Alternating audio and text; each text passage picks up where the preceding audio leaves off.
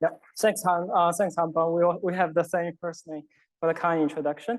So today I will mainly give two lectures about the topic of the so-called algorithmic fairness.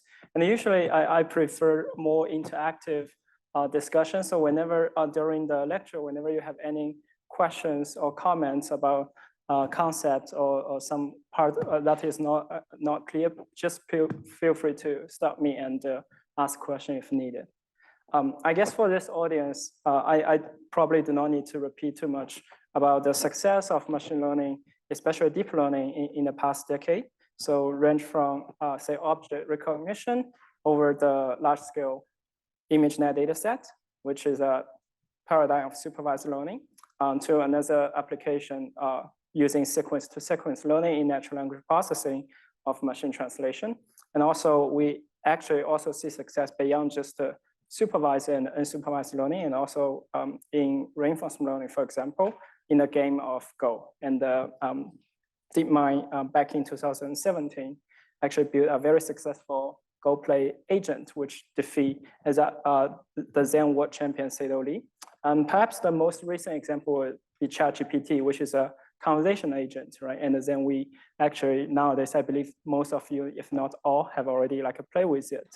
But so despite we see many successful story of the applications of machine learning system in practice, with the more powerful computational resources available, as well as the larger scale of data we can use to train a model, those kind of a system are also being increasingly deployed in a lot of high-stake domains, and ranging from, say, student loan application, hiring process, especially, for example, in Amazon, and also credit scoring, and sometimes also in legal justice. Now, the question here is that if the pre-trained model already pre-trained over the historical data can sometimes potentially inherent or exacerbate the potential bias in the data set itself. And then if we just deploy those machine learning model over these high stake applications, then there's a potential risk that those machine learning or the recommendation made by this machine learning system will also lead to future biases. So the question is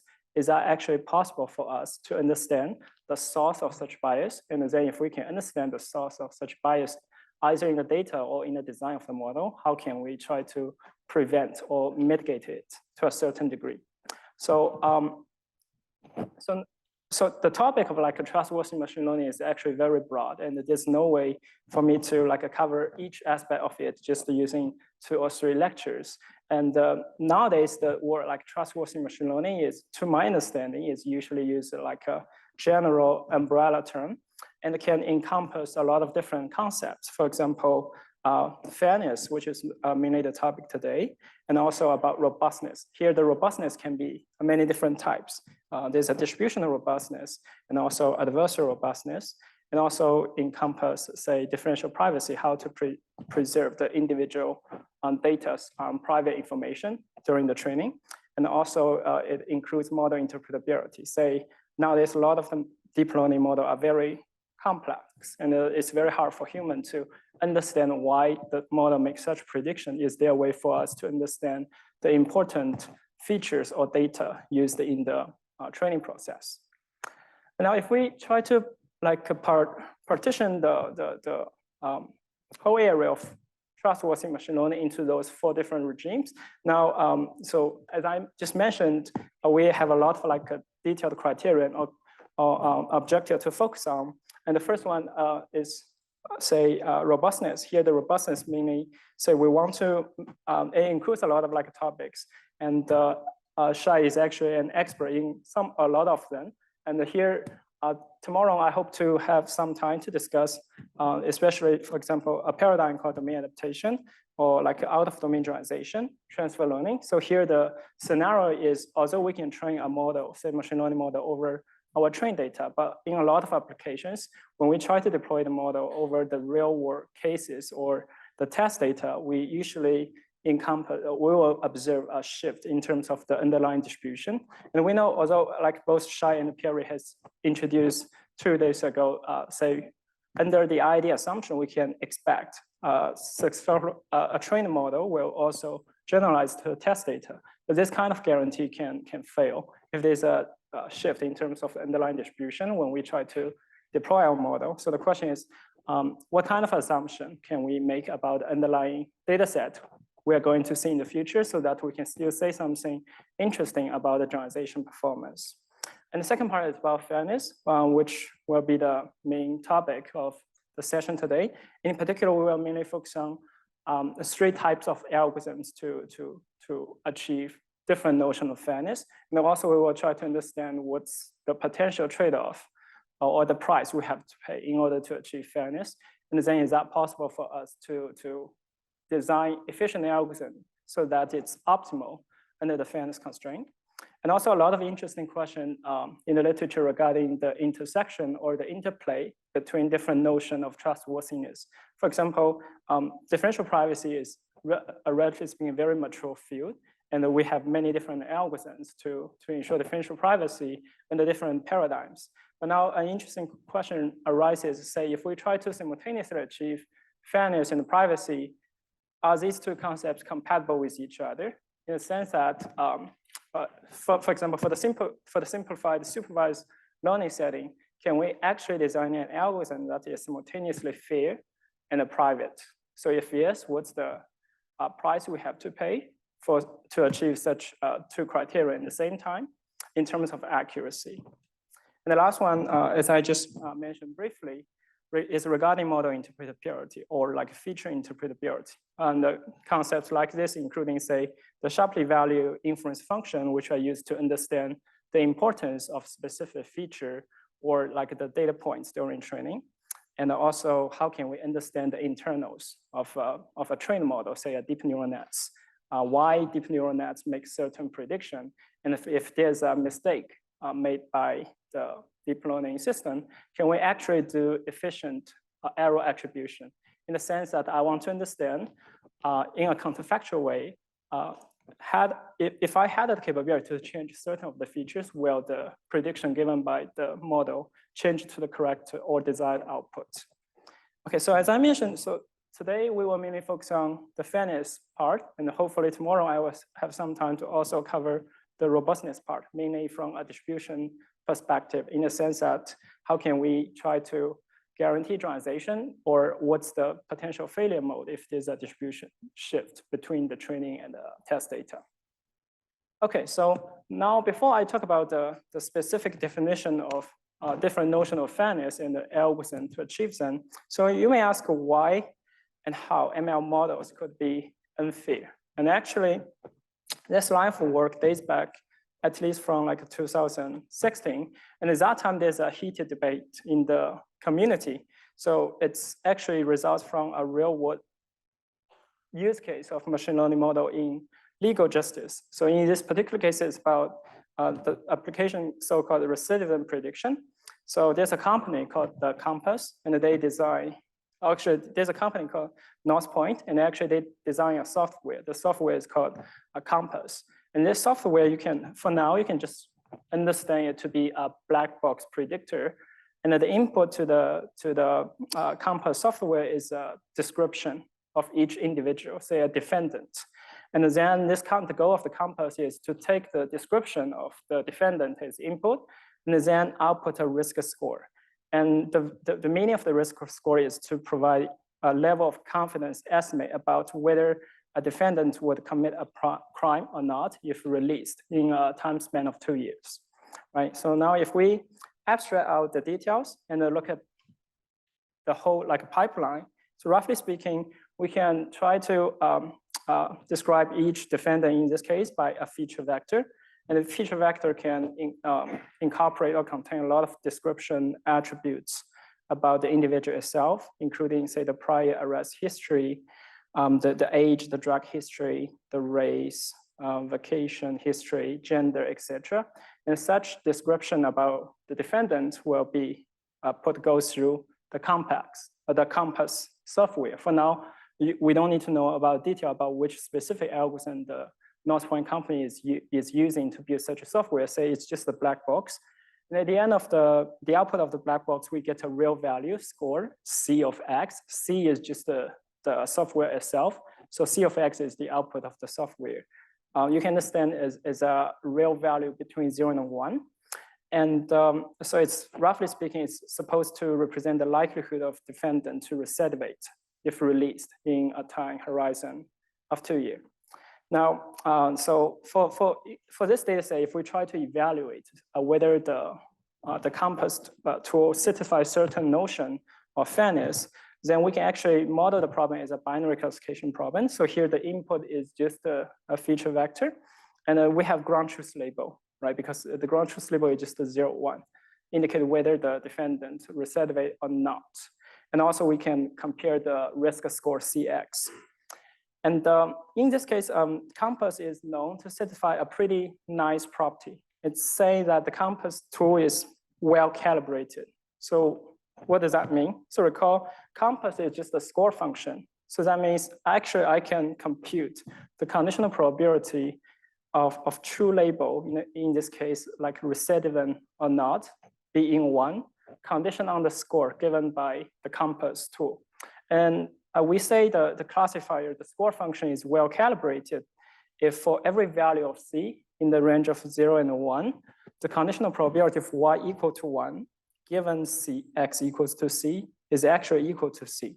So roughly speaking, the notion of well calibration essentially means that on average, if you look at the predicted score given by the software, it's accurate, right? Because so if we look at the subpopulation of defendants who receive a score, predicted score of C, then among those subpopulation, roughly C fraction of them actually recidivate in a period of 2 years. So that means on average, this kind of tool is accurate. So that's a very nice property to have. But now a public media called ProPublica, journalists at that time did an interesting survey or investigation about this software. And what he did is he partitioned all the population into 2 groups, depending on the race attribute. And for simplicity here, we only have considered 2 potential subgroups. One is the white defendants, the other one is the African-American defendants. And we actually can study what's the false positive rate and the false negative rate of the compass tool between these 2 groups. And so the first row here corresponds to the subpopulation, which is labeled as higher risk, but actually didn't re-offend. So that means it's a notion of like a false positive, right? And we see that the false positive is actually much higher for the subpopulation of African American. Is almost double the percentage of the white subpopulation. On the other hand, if we compare, so the false negative rate, meaning that the defendants are labeled as lower risk, but actually didn't re-offend in a period of 2 years. And we see that the false negative rate of the defendants from the white group is actually almost 20% higher than the false negative rates from the African-American group. So obviously, like if you look at these two numbers, you will realize, okay, so this kind of like a tool is not fair in a quite intuitive and natural sense, right? But on the other hand, it's actually well calibrated in the sense that if we look at the average accuracy across the whole population, that's very accurate. So how can we like reconcile the contradiction between these 2? And is that possible for us to simultaneously achieve, say, the property of well calibration and also equalize the false positive and false negative rate? So that's the first real world example which motivates partially the study of this line of work. Another quite famous example is also come from real world, actually business software for face recognition. So here I just play a video and made by the original authors of this paper, the gender shades, to try to understand what's the notion of unfairness for this kind of like a business face recognition software.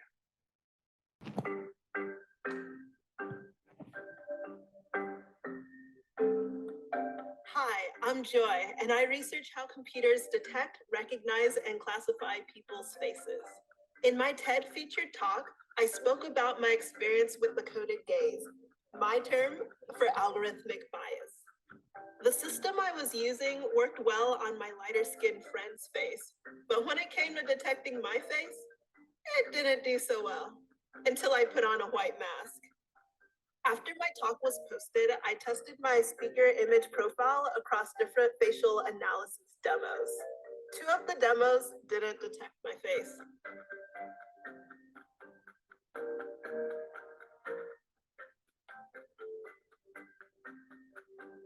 The other 2, well, they misgendered me. The demos didn't even distinguish between gender identity and biological sex. They just provided 2 labels, male and female. Now I wanted to see if these results were just because of my unique facial features, or if this was something that was more of a pattern across other faces too.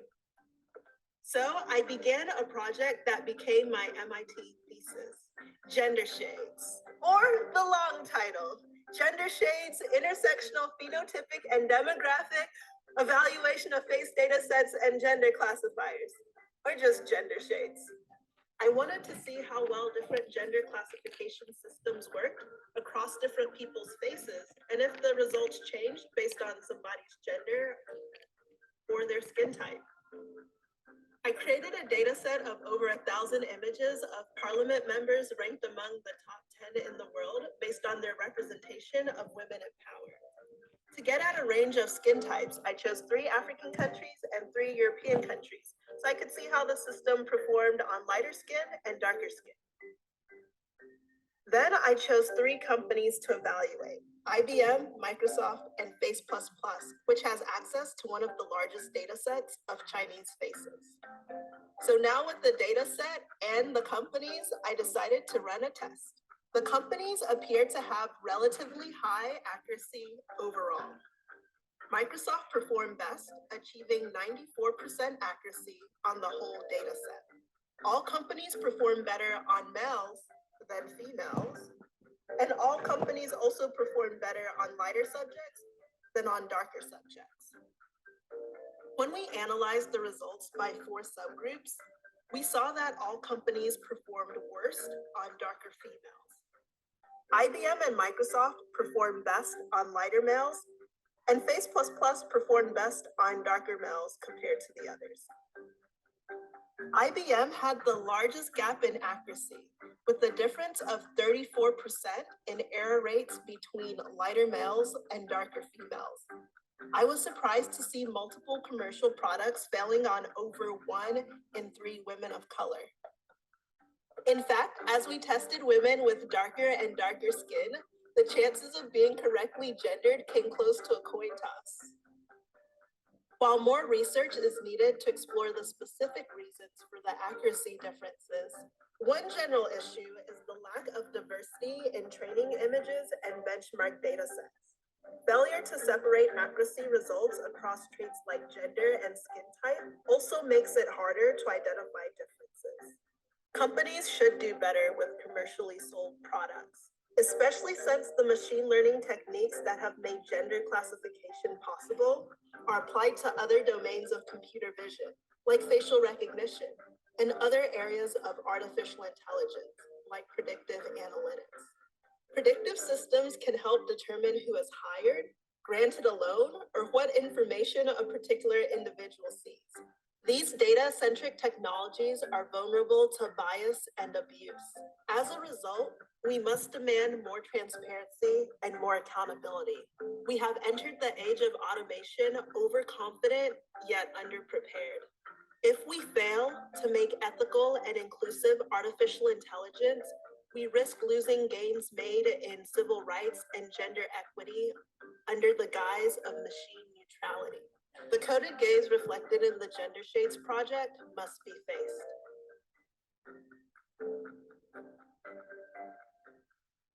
Okay, great. So now if we look at the concrete problems point out in the Gender Shades, the great paper. So if we abstract out the details here, roughly speaking, it basically say if we have a whole population of individuals, and then we can partition the whole population into 4 different subgroups, depending on the 2 sensitivity attributes, say the gender as well as the race.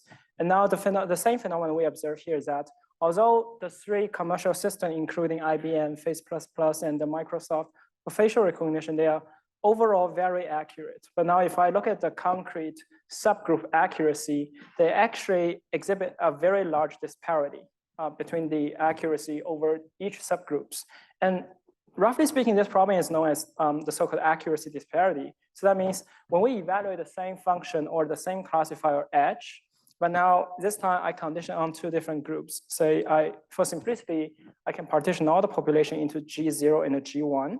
Now, even if I just use the same function H, and I know that H is very accurate over the combination of these 2 subpopulations, I still observe a very large gap between the accuracy of the 2. And actually, so this is also closely related to the problem of transfer learning or out of distribution generalization. And we want to understand what kind of factor can be used to explain such disparity in terms of accuracy, and then what kind of techniques can we use to at least mitigate such disparity. A third example is actually perhaps more relevant nowadays is in the context of language model. And from the lecture on the first day by Tasu, we know that actually one of the prior advance before language model is called the word embedding. So word embedding is nowadays actually a very crucial component in every large language modeling. So that basically says we can map each of the word, which is a text token, a symbol in computer, into a high dimensional continuous vector, right? And now if we study the word embedding, actually from a paper in 2012, if I recall correctly, we find a quite interesting property in the sense that word vector, they actually capture some semantic meaning of the underlying words. So in the sense that we can use the word vector with some algebraic manipulation. In this case, I just compute the difference of each pair of like a word vector. And turns out the direction of this difference between a pair of words in the continuous space is associated with some specific meaning. And in the sense that we can actually use it to solve a lot of like a word analogy task. But now if we look at the embedding and try to interpret it, and if we like say focus on all the words that are related to the occupation, then it seems that there's also a type of like a stereotype implicitly encoded in those word embedding. For example, if you compute the difference between the 2 words men and women, and now if you compare the difference of the 2 occupation, like computer programmer and or like a homemaker or nurse, you will see these 2 directions are highly correlated to each other. So in a sense that implicitly when we train the word embedding model using your favorite neural network architecture, because of the co-occurrence pattern of these different kinds of words, the model is actually implicitly associating computer programmer to men and also homemaker to women in this case. Now, because word vector nowadays are just used as the very basic building blocks for large language models. Now, if the word embedding itself encode implicitly these kind of stereotypes, then inevitably all the follow-up applications built upon the word vector will also inherent, or if not exacerbate, this kind of potential bias in the data. Yeah. Is this really a bias or unfairness, or is it just a reflection of reality? I mean, if, you know, I take my picture with a basketball player, then in the picture, he will look tall and I will look short. Can I say that this is a bias or a stereotype that I'm a short person? I mean, is there anything wrong with reflecting reality? Right. So actually, so that dates back to whether the problem is about the choice of modeling or the data itself, right? So if there indeed exists some kind of like a unnatural or like a non-causal association, which is due to potential biased data collection process, then if we train a model directly over this kind of data, then the model will inherit this kind of like a non-causal correlation between the 2 factors. But if indeed we know there's like a causal relationship between the 2 factors and the data is just reflecting those kind of causal relation, we wouldn't call this kind of like a association bias. Yeah, but in this particular case, we know that computer programmer can be both male and female, and there shouldn't be such a disparate, highly disparate association for computer programmer and the male. Now, so we talk about a lot of different notions of like algorithmic fairness and also concrete real-world examples. Now let's get back to a little bit like a formal definition. So how can I quantify or formalize this notion of fairness? And we see many different like a notion of fairness from the real-world example. But for now, let's just start from potentially the very simple one. And this one is known as statistical parity. And the reason why we start from this specific definition is actually is one of the first definition of fairness in the literature. And arguably it's also one of the most well-studied notion of fairness. So what do I mean by statistical parity? So recall we are dealing with a supervised learning problem. And our goal is to build a predictor, let's call it y hat.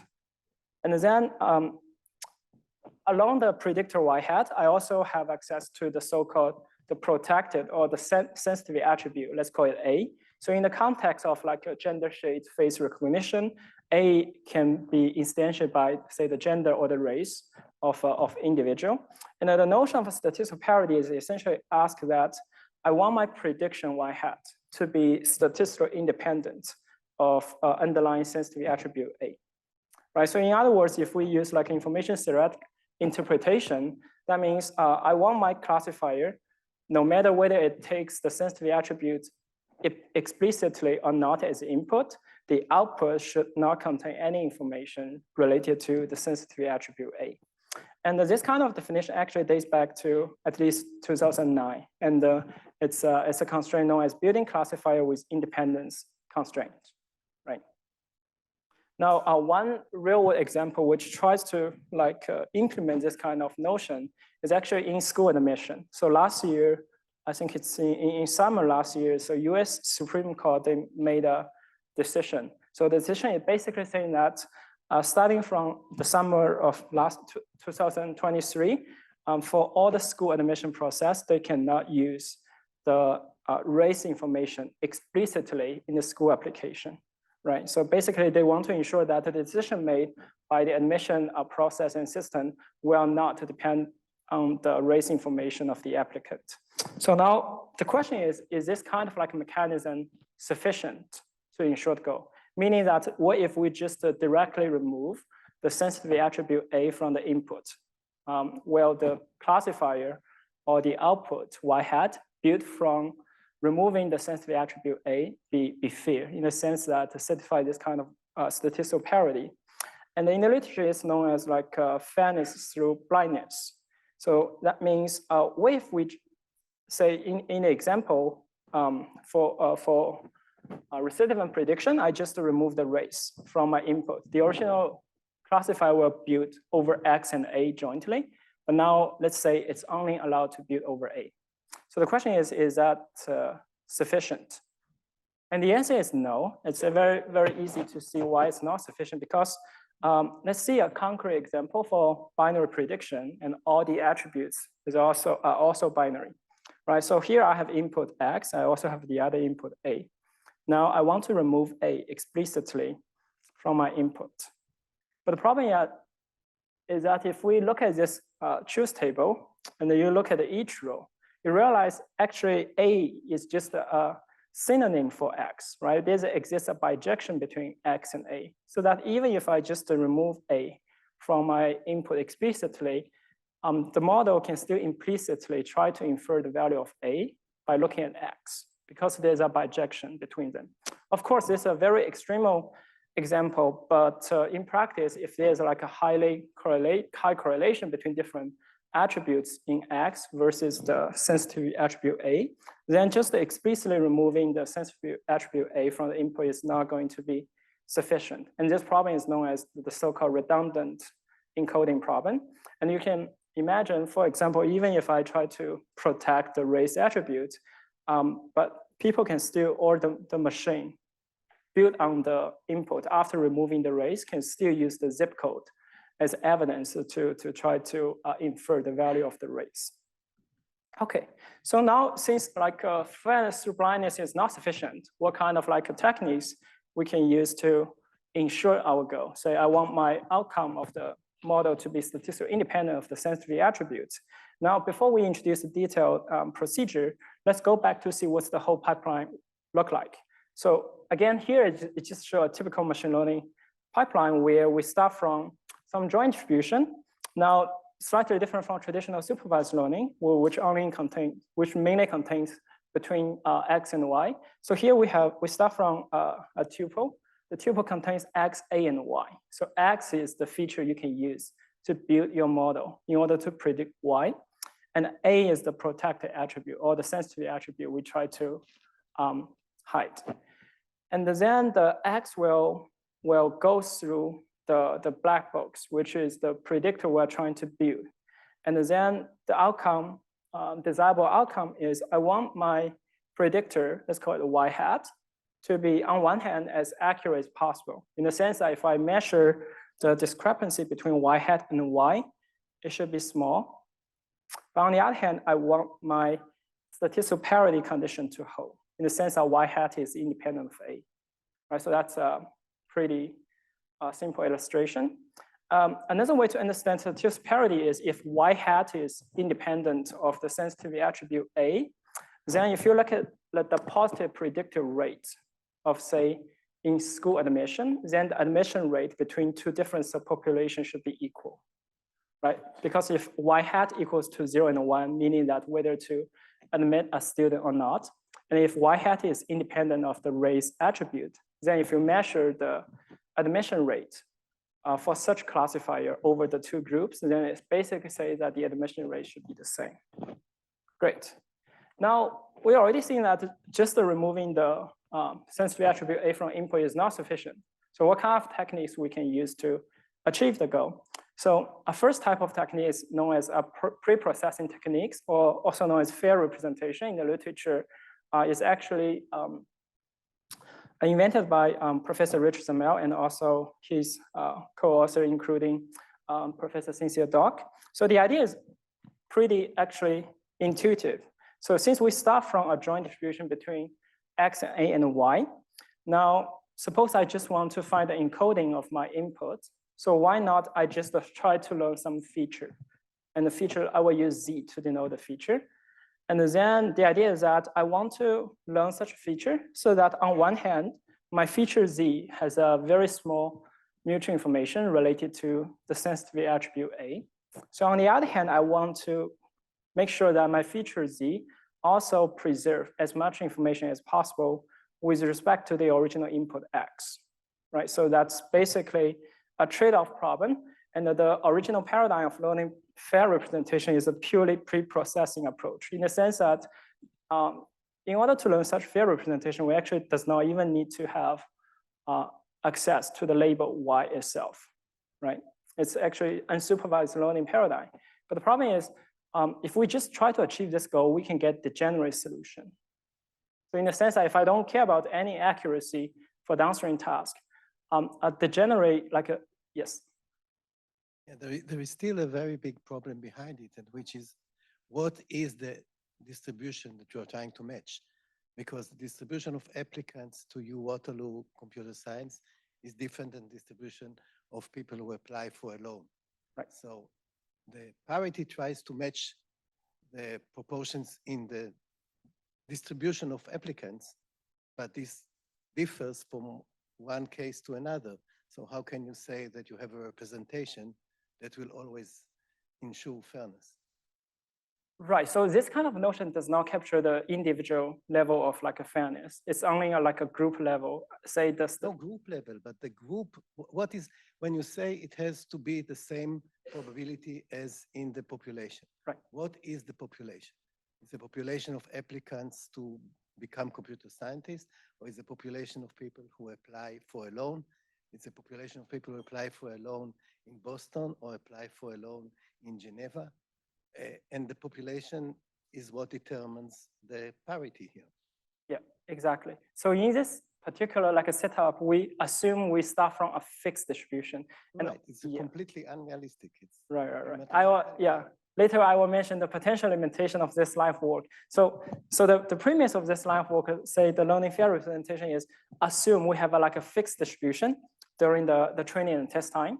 And now the goal is for me to just ensure for this fixed distribution, I want to learn the so-called fair representation. But as Shai mentioned, which I will also introduce later, if I try to achieve a notion of, say, multitask fairness, in the sense that I try to learn fair representation so that it's going to ensure fairness for all the potential like a future distribution, this kind of like a goal is futile unless we just learn very degenerate solution. So by the way, getting back to Shai's point, if I actually don't care about accuracy for your downstream task, is there a way for me to learn the so-called fair representation?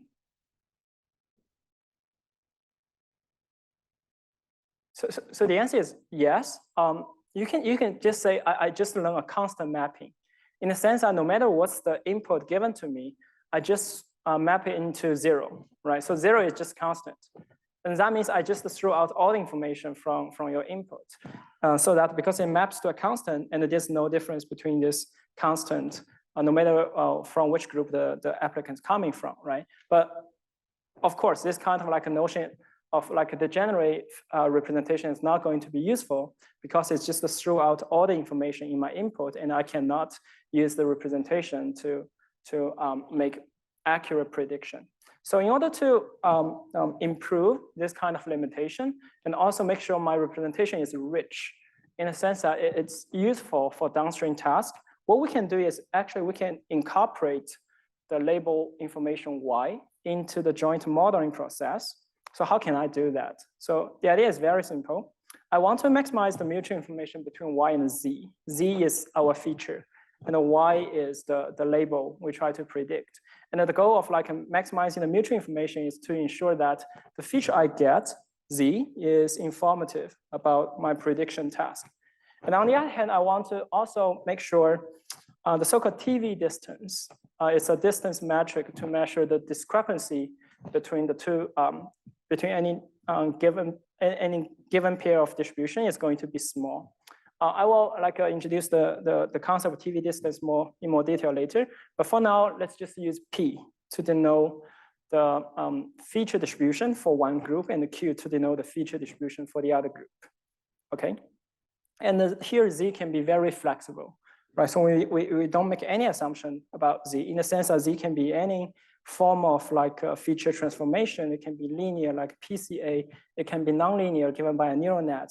And actually Z can take explicitly as its input the sensitivity attribute A. Okay. Now the question is, why do we think this kind of like approach will work? Why ensuring a small TV distance will be able to certify fairness for potential downstream tasks? Okay, to answer the second question, so why is a small TV distance sufficient? So let's recall this a general type of principle when we try to apply, say, some potential randomized processing to our data. It's called the data processing principle. Then if we already learn a kind of like a representation so that at the representation space, the TV distance between P and Q is small, then I claim that for any downstream classifier we're going to use and to build based on the features. So a classifier is just a function, so it takes the feature as input and gives me a prediction 0 or 1, and it can be randomized as well. And we know that if I try to measure the unfairness in the sense that I try to measure what's the difference of the probability of C of Z equal to 1 between the two population, we can actually say that this kind of unfairness discrepancy is upper bounded by the TV distance between the induced distribution given by C over the two feature distribution P and Q. And then by the data processing principle, this is further upper bounded by the TV distance between the distributions itself. So that means if I can learn such a feature representation so that the TV distance between P and Q in the feature space is small, then no matter what kind of like a downstream classifier I'm going to use, the output of the downstream classifier is going to certify statistical parity approximately as well. So that's a very nice property. Why? Because it actually separates the rule between data vendors and the data users. So imagine there can be some malicious downstream task or data user trying to infer, say, some notion of like a private information from the users. Now, as data vendor, if we can ensure we only release the encoded feature to the data user, and we ensure that the TV distance between two groups in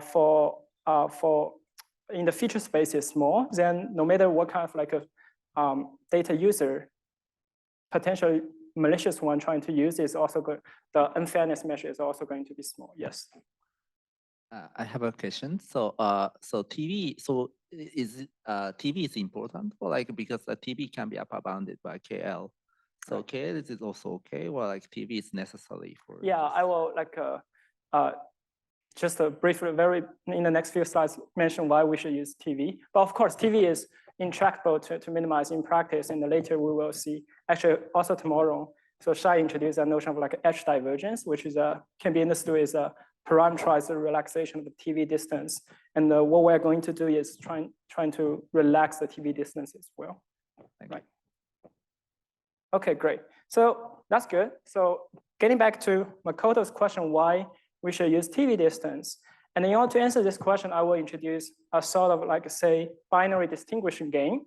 So that the game is very simple. And I'll try to associate TV distance with the optimal accuracy of this game we can try to achieve. So the game is like follows. We have like two agents. Let's call it Alice and Bob. And I have two distributions, P and Q. So in this case, say P is all the image over cats, and the Q is all the image over dogs. And the game works as follows. Alice will draw some image from either P or Q, and then Alice will show the image to Bob. And then the goal of the Bob is to correctly guess, as accurate as possible, from which distribution Alice draw the image. Of course, the fair dice drawn by Alice is private information with respect to Alice. So Bob has no information about which distribution the image is drawn from, but Bob can only see the final instance drawn by Alice, and then Bob try to guess as accurate as possible which distribution the image is coming from, right? Okay, so for this game, why it's related to TV distance, I will skip the concrete derivation here for now. But let's say if you were Bob and you were asked to try to play this game, and what's your optimal strategy if you try to achieve as high accuracy as possible for this kind of like a distinguishing game? Now suppose Bob has the full information about the two underlying distribution P and Q. So Bob knows how the distribution look like, but Bob does not know the actual like a coin flipping of each particular image drawn by Alice. So how should we, if you were Bob, what's the optimal strategy to use? Any idea? So I claim that the optimal strategy for Bob to do is just say for each of the sample X from the potentially P or Q, Bob will just compare what's the likelihood or what's the probability of PX versus QX. And then Bob guess is sampling from PX whenever PX is larger or equal to QX. Otherwise, Bob guess is sample from QX. It's like it's a binary hypothesis testing problem where we given a sample or a set of sample, we try to distinguish whether the sample coming from one distribution or the other. Now, in order to formally see this kind of procedure, we can actually model the strategy of Bob as just a conditional distribution, right? Because Bob's strategy can be purely randomized in the sense that for a given image X, sometimes Bob can guess it's from P, otherwise from Q. And let's call this randomized strategy eta. So eta is just the probability, say my guess is P, given the current image X. And now we try to understand how can I design my strategy eta so that I want to maximize my accuracy. So here, eta is a number between 0 and 1. It doesn't need to be deterministic, right? If eta only takes value 1 or 0, then it will be a deterministic strategy. But here, I have like allow for randomness in the sense that it can be any number between 0 and 1. Okay, great. Now let's try to understand for a given image X, what's the error if I just follow this kind of strategy eta. Now, so the probability of like making an error on the specific image X is only two cases. either X is drawn from Q, but my guess is P, or like X is drawn from P, but my guess is Q. But these two events, they are disjoint for each other. So that's by the law of total probabilities, that's just the sum of the two. And now for each of the probability, if I want to understand what's the probability of X drawing from Q, and my guess is P. Note that my strategy is independent of the drawing process. So the first term is just the probability of, say, 1/2. 1/2 is Alice's probability of drawing from P and Q. That's purely random. There's 1/2 times QX, because QX measure what's the likelihood of X coming from Q, and then times eta X, because eta X is my strategy. So given the current image of X, I will make a guess of it's coming from P instead. Now the other term is also similar. So that's actually, if we compute the sum of these two terms, that would just give me the error probability for a specific image X. Now the overall error is just the sum over all the potential X. So that means I just take a sum, and then if I just do some simple algebra and merge everything into one side that does not depend on X and everything to the other side. So I get this kind of expression, right? So now my question is, if this is my error probability by following my strategy eta, what kind of like a strategy I should design in order to minimize this error probability? So note that everything here except eta X are constant. They only depend on the underlying distribution. And the only freedom we can design is eta.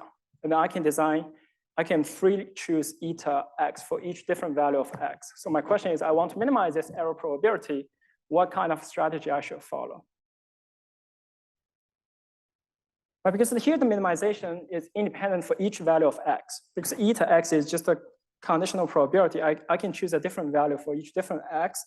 Then I claim that the optimal strategy for me to use is whenever Px is larger or equal to Qx, then I assign the value of eta X to be 1. So otherwise, I assign the value of eta X to be 0. Right? Because eta X is a number between 0 and 1, and I want to minimize the error probability. And I know the coefficient of eta X for every value of X is just Qx minus Px. So that means if Qx minus Px is negative, I want eta to be as large as possible, in this case 1. If Qx minus Px is positive, I want this term to be as small as possible. In this case, it's 0. Right, so that's just my optimal strategy. You see that although we allow ourselves to play with randomization, so I have the freedom to use randomized strategy, but the optimal strategy in order to play with this game is deterministic, in the sense that for every given sample X, I just compare the likelihood of Px and the Qx, and I just make a guess whenever one of them is larger than the other. Okay, great. Now, why this term has anything to do with TV distance? So I claim that the second term here is just the TV distance.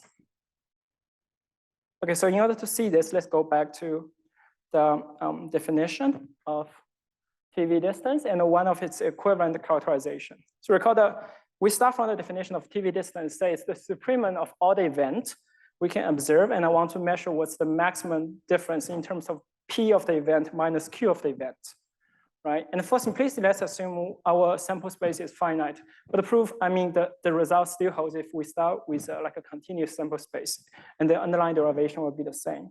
So I claim that let A star be the event that achieve the maximum, right? And because A star is the event that achieves the maximum, then I claim that for every element that is not in A star, we must have Px less than Qx.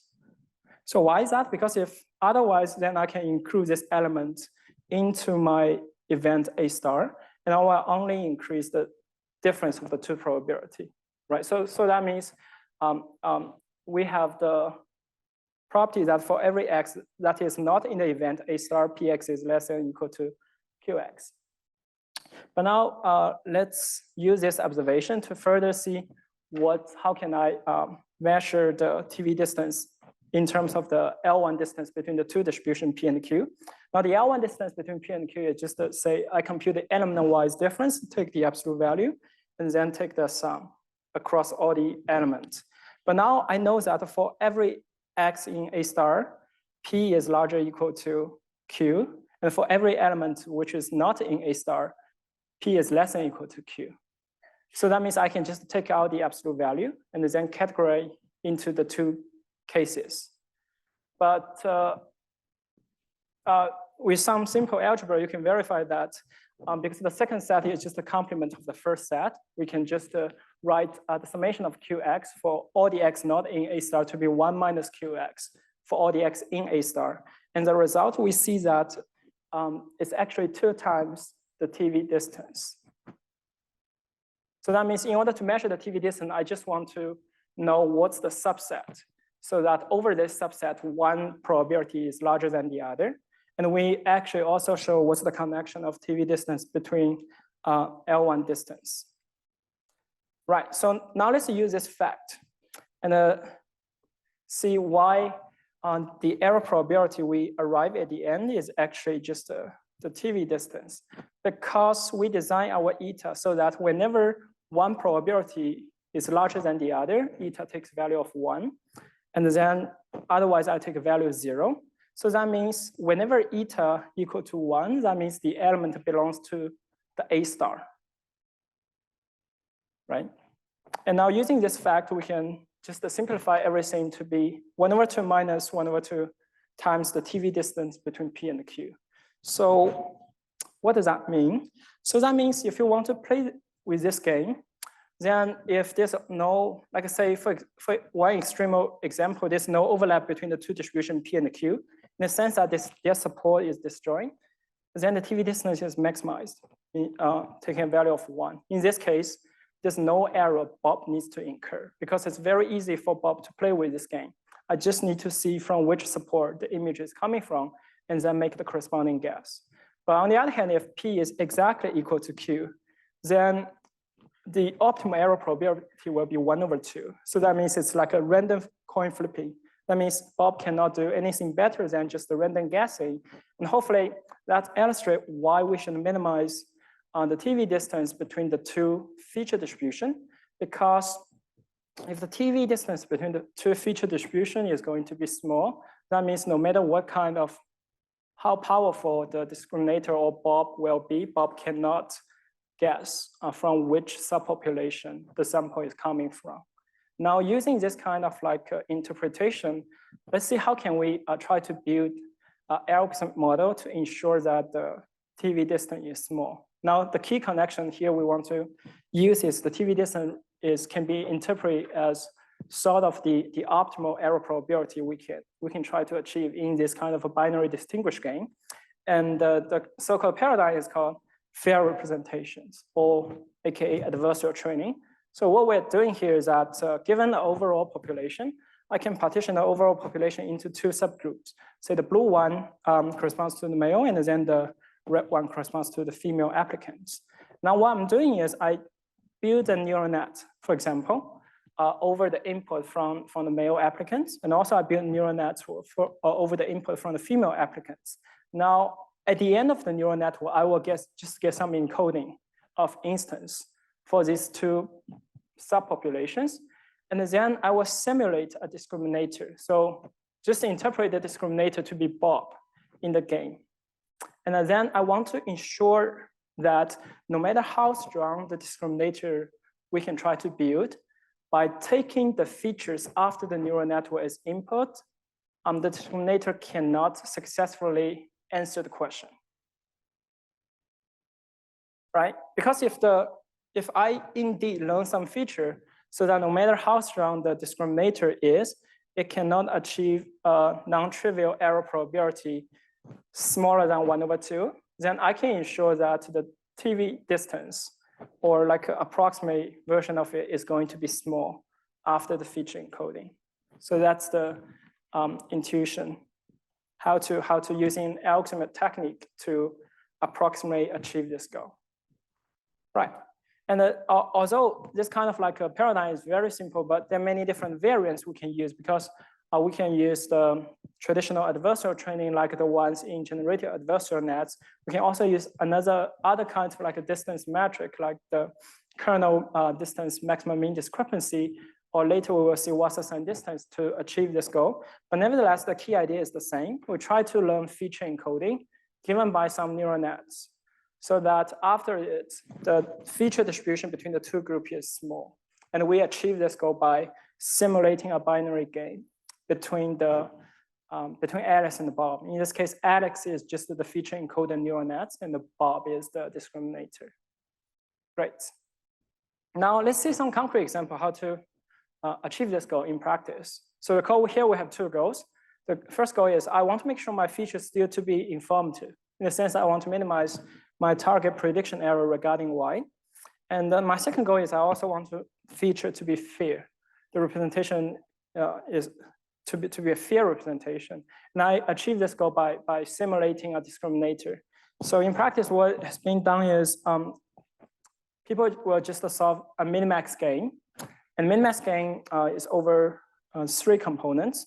So the first component is called the feature encoder, denoted by GF. And then after the feature encoder, we have 2 components. GY corresponds to your predictor over the features. And the GD corresponds to the role of Bob, say the discriminator. And it's a min-max gain because I want to ensure after the feature learning part GY, no matter how strong the discriminator GD is, it cannot minimize the distinguishing probability between the 2 samples. And then we can use lambda to control the relative trade-off between these 2 terms. So here the first term corresponds to the error minimization of target prediction, and the second term corresponds to the binary distinguishing gain we just introduced. So there's a lot of details about this algorithm. I will skip those details, but hopefully the underlying idea here is the same. Essentially, we're just trying to learn features which on one hand try to preserve information regarding Y, on the other hand, minimize, confuse a potentially strong discriminator. Right, so I'll skip this part and just to show a figure here. So this kind of like architecture is pretty typical nowadays for learning the so-called fair representation, where the green part corresponds to the feature learner. Just make a transformation to the input, and the blue part corresponds to the predictor. And the pink part then corresponds to the role of Bob, like say the discriminator. And by choosing different hypothesis class for the discriminator, we can provide the different parameterized approximation to the TV distance. Okay. Great. I will skip this part because it's about how to implement this kind of algorithm in detail. And let's just directly to see what's the empirical performance of this kind of approach over the real world data set COMPASS we introduced at the very beginning. And recall that for the COMPASS data set, it's just a binary prediction problem. And we actually know that the ground truth difference in terms of marginal probability for Y is 0.192. It's a non-trivial number, meaning that if we just ignore the fairness issues and try to maximize the accuracy, then there will be a non-trivial gap in terms of statistical parity between the 2 populations. Now, because as I mentioned, we can control the strengths by tuning the different value of lambda. I can increase the value of lambda from 0 to a large number, and meaning that with larger value of lambda, I'm paying more attention to ensure fairness, and the smaller value of lambda corresponds to I don't care about fairness. I just want to achieve accurate prediction.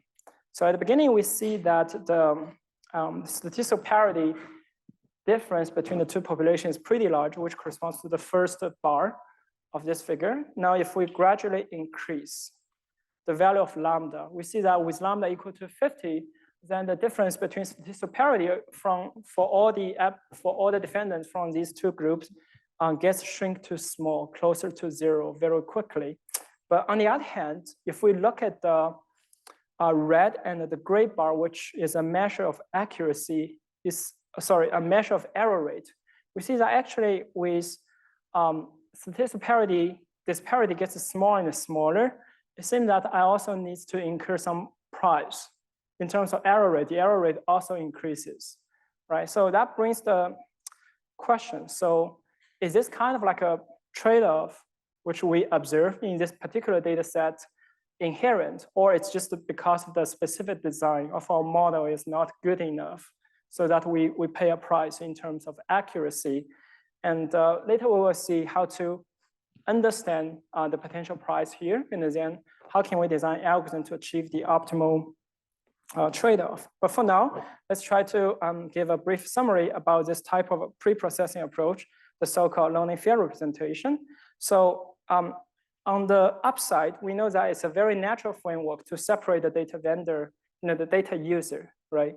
Because in this way, we can just safely release our data. Suppose there's no change in the underlying distribution, then no matter what kind of like a downstream task, and then what kind of like a potentially malicious predictor the data user is going to build, the resulting classifier will approximately satisfy the notion of statistical parity. But on the other hand, as Shai already like pointed out, this kind of guarantee only holds under the IID assumption, meaning that there's no shift in the marginal distribution of the input X. We can actually show this kind of approach is not robust in the sense that suppose we have a slight perturbation in the underlying marginal distribution of X, then although on the training distribution, we can ensure fairness over the test distribution, which has some perturbation around the training distribution, is not going to be fair, right? So in this sense, it's not robust.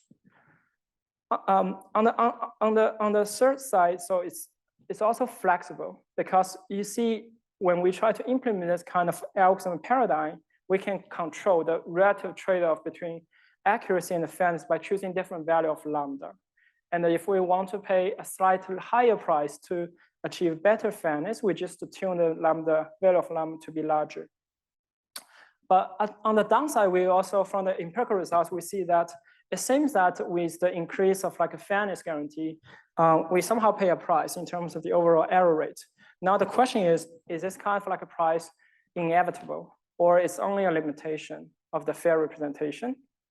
And computational wise, solving this kind of minimax problem is intractable in a sense that it's very hard for us to be able to obtain a convergent solution, especially when we instantiate all the components by using a neural nets, right? So that's the first kind of approach we have introduced so far, the so-called pre-processing approach. And now in the literature, there's a second line of approach called in-processing approach. Roughly speaking, that means if we just try to achieve like a fairness in the sense that I want to decrease the statistical disparity, why not we just incorporate this kind of constraint into my problem formulation?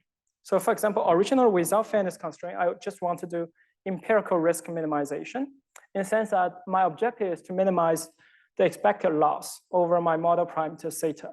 But now, beyond just the empirical loss, I also have a constraint, say the predicted probability of one given by the classifier should be roughly equal across the two subpopulation. And I can actually control the such kind of like a disparity by choosing a different constant epsilon. And arguably, I think this line of work is actually the most dominating paradigm in the literature in the sense that for every different kind of models, F theta, so imagine linear classifier or like kernel machines, neural nets, etc., we can design a different type of algorithm. So from that perspective, it's also flexible. But on the other hand, that means we need to tailor each different kinds of model and by designing a separate dedicated algorithm in order to implement this kind of approach. Now let's just say use logistic regression as a concrete example. Say, how can I try to solve this problem by using logistic regression as my classifier? So I need to do that because as we all know, like also like Shai and Perry has mentioned yesterday and 2 days ago, if I just use the 0-1 loss, then the problem is intractable, even without the constraint for typical hypothesis class. So let's say we just relax the 0-1 loss to be some convex surrogate loss. In the case of logistic regression, we use a linear logistic regression model under the cross entropy or the log loss and see how can we achieve the goal, right? So here the empirical risk minimization objective under logistic regression is just the summation of all the instances under the cross entropy loss, but we have a further constraint. The constraint is the empirical probability of predicting one should be roughly the same across two groups. Now for logistic regression, we know that at the end, our final decision rule is whenever the score provided by the model is larger than 1/2, I will predict a 1, otherwise 0, right? So I can use this fact to relax my constraint because the constraint as it's framed now is also intractable to model explicitly because that's a binary function for each of the inputs. And now here the observation is very simple because we can both upper and the lower bound, this kind of like a binary decision rule by using two linear functions, right? Because you see the blue line is upper bound of the logistic regression decision rule and the red line is the lower bound. Now using this kind of upper bound and lower bound and apply it to all the instances, we know that the probability of predicting 1 under each population, subgroup population A equal to A is upper bounded by 2 times the expected log score by the logistic regression model and the lower bounded by 2 times this logistic score minus 1. And by just using this fact, we can relax the constraint by putting an upper and a lower bound on both sides. And once we relax this constraint, we can incorporate the constraint by transforming it into a penalized version into the objective function and make a reduction to the cost-sensitive optimization problem. Okay. So I know this is a very quick example to illustrate the underlying idea, but hopefully it gives you a rough like a pipeline on how to design your dedicated fair minimization for constraint optimization formulation and for different kind of model we're going to use. So note that here, the relaxation works beyond just logistic regression. You can just replace your logistic regression to be a random forest or to be a neural network with a sigmoid output. And the same derivation will still hold. Okay, now, so in order to satisfy statistical parity, we see that no matter whether we use pre-processing and the in-processing algorithm, there's some price we have to pay in the sense of empirically we observe a drop of accuracy, and we try to understand, is this inherent? And if yes, how can we like characterize precisely, given any distribution, what's the minimum amount of price we have to pay to achieve fairness, right? That's the key question we try to address here. But now, intuitively, let's think about why, in the worst case at least, there's a price we have to pay to achieve statistical parity. Because if you think about the definition of statistical parity, essentially saying that ensuring statistical parity will make sure your model's outcome y hat is independent of a pre-specified sensitivity attribute A, right? But now, what if in some extremal cases, your underlying target y is fundamentally independent of sensitivity attribute A? In this case, do we have to pay a price? So intuitively, the answer is no, right? Because we are only interested in predicting y.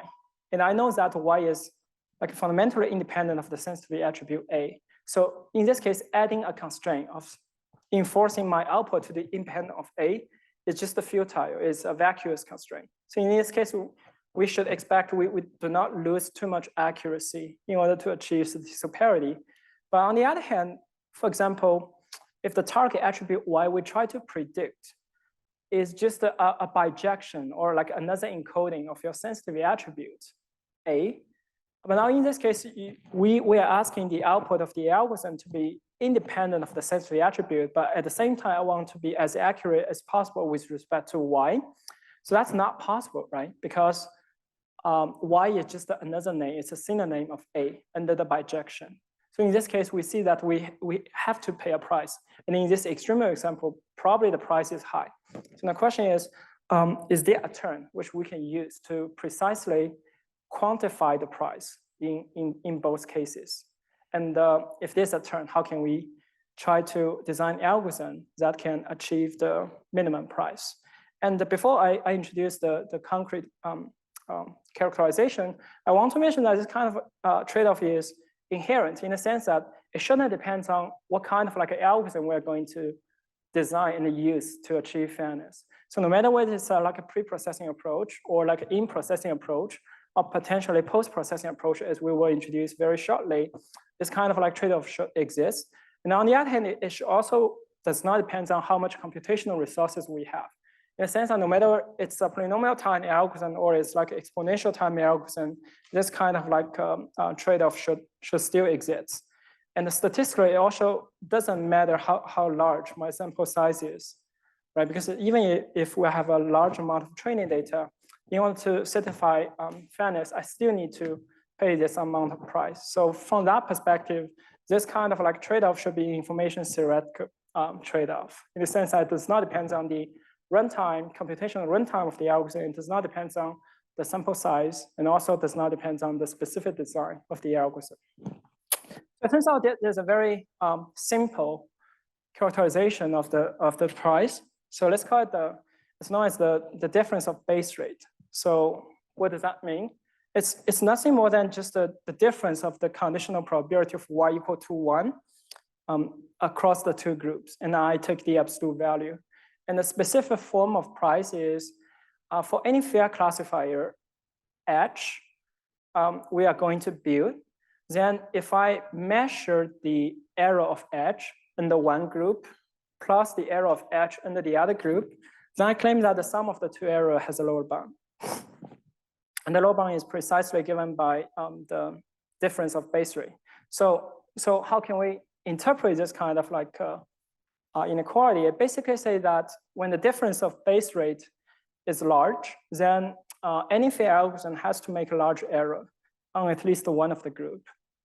So in a sense that we can design a fair classifier which is very accurate on the majority one, but at the same time, that means we have to pay a large amount of price on the minority group.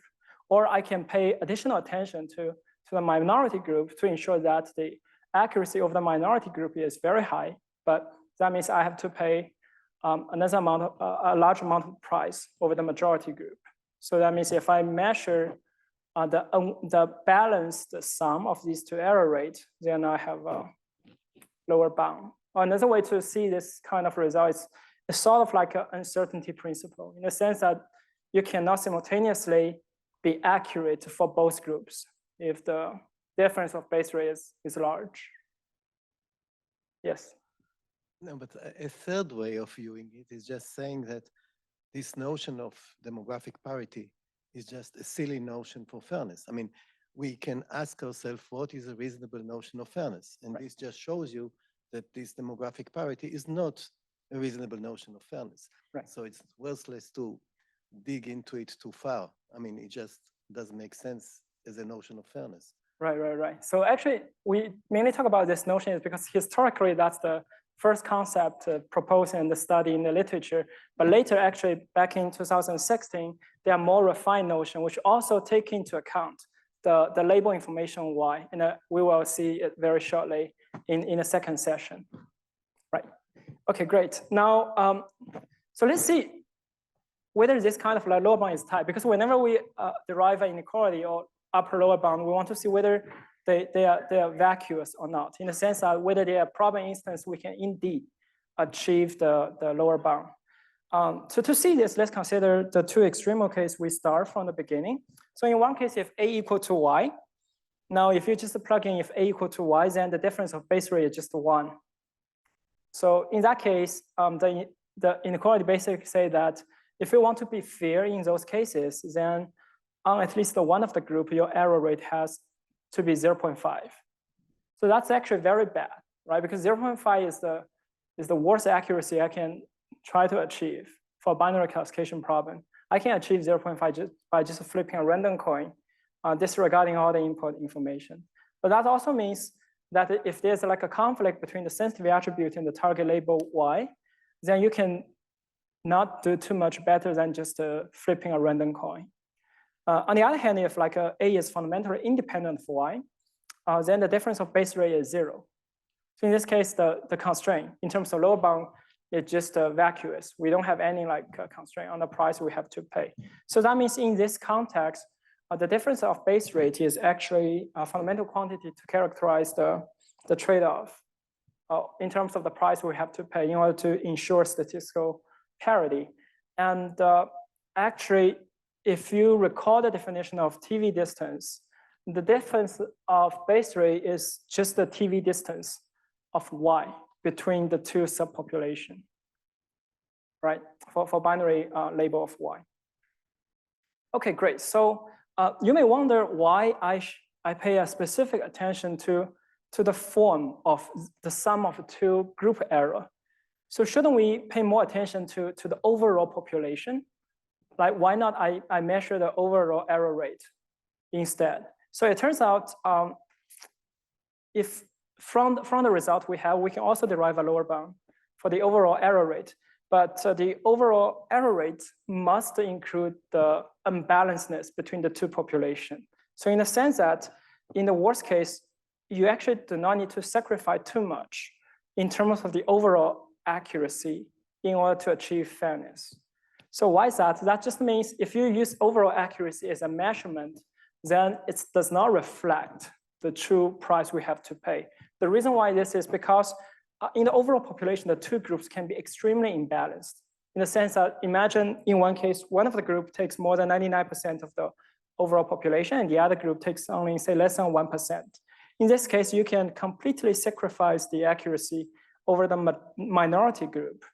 And then the contribution of the loss of accuracy from the minority group is only very marginal towards the overall accuracy. So in this case, you may see that actually it does not reduce too much in terms of the overall accuracy to achieve fairness, but it just means we shouldn't use the overall accuracy as a good measure of price. Okay, great. Now, I will give a very brief sketch on why this kind of like a result is true. So recall what we have from the beginning is each circle here corresponds to the set of like the collection of distribution we have over a certain sample space.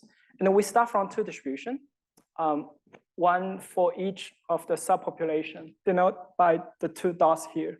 And we know that these two distributions are different, right? Because they're coming from two different subpopulation. And our goal is to build a classifier. So the classifier can take potentially the sensitive attribute explicitly as input. And I want to make sure that after my classifier, it's fair.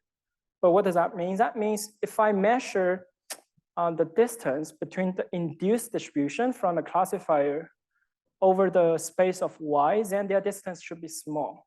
Because that's what statistical parity is asking for us, right?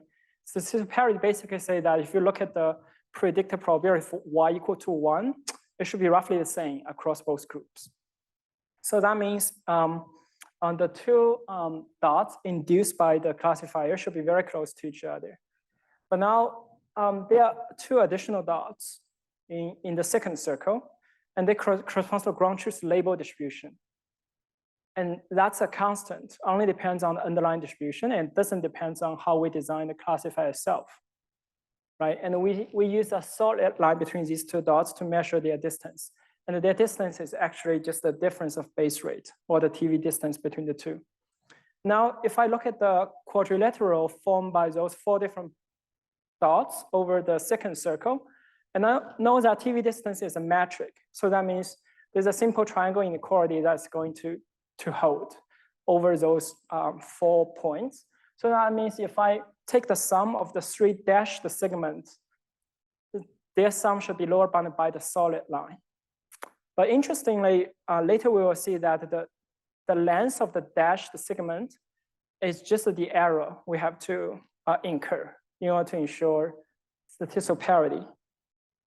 And now when fairness is true, the distance between the induced distribution is 0. So that means if we take the sum of the two error rates, then their sum has a lower bound given by the solid line.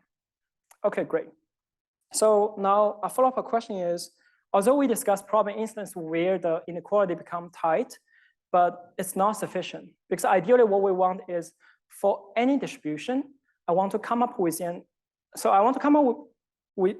algorithm so that for any distribution, if I apply my algorithm to the distribution, it gives me optimal classifier in the sense that if I measure the accuracy of the classifier, it achieves the lower bound exactly.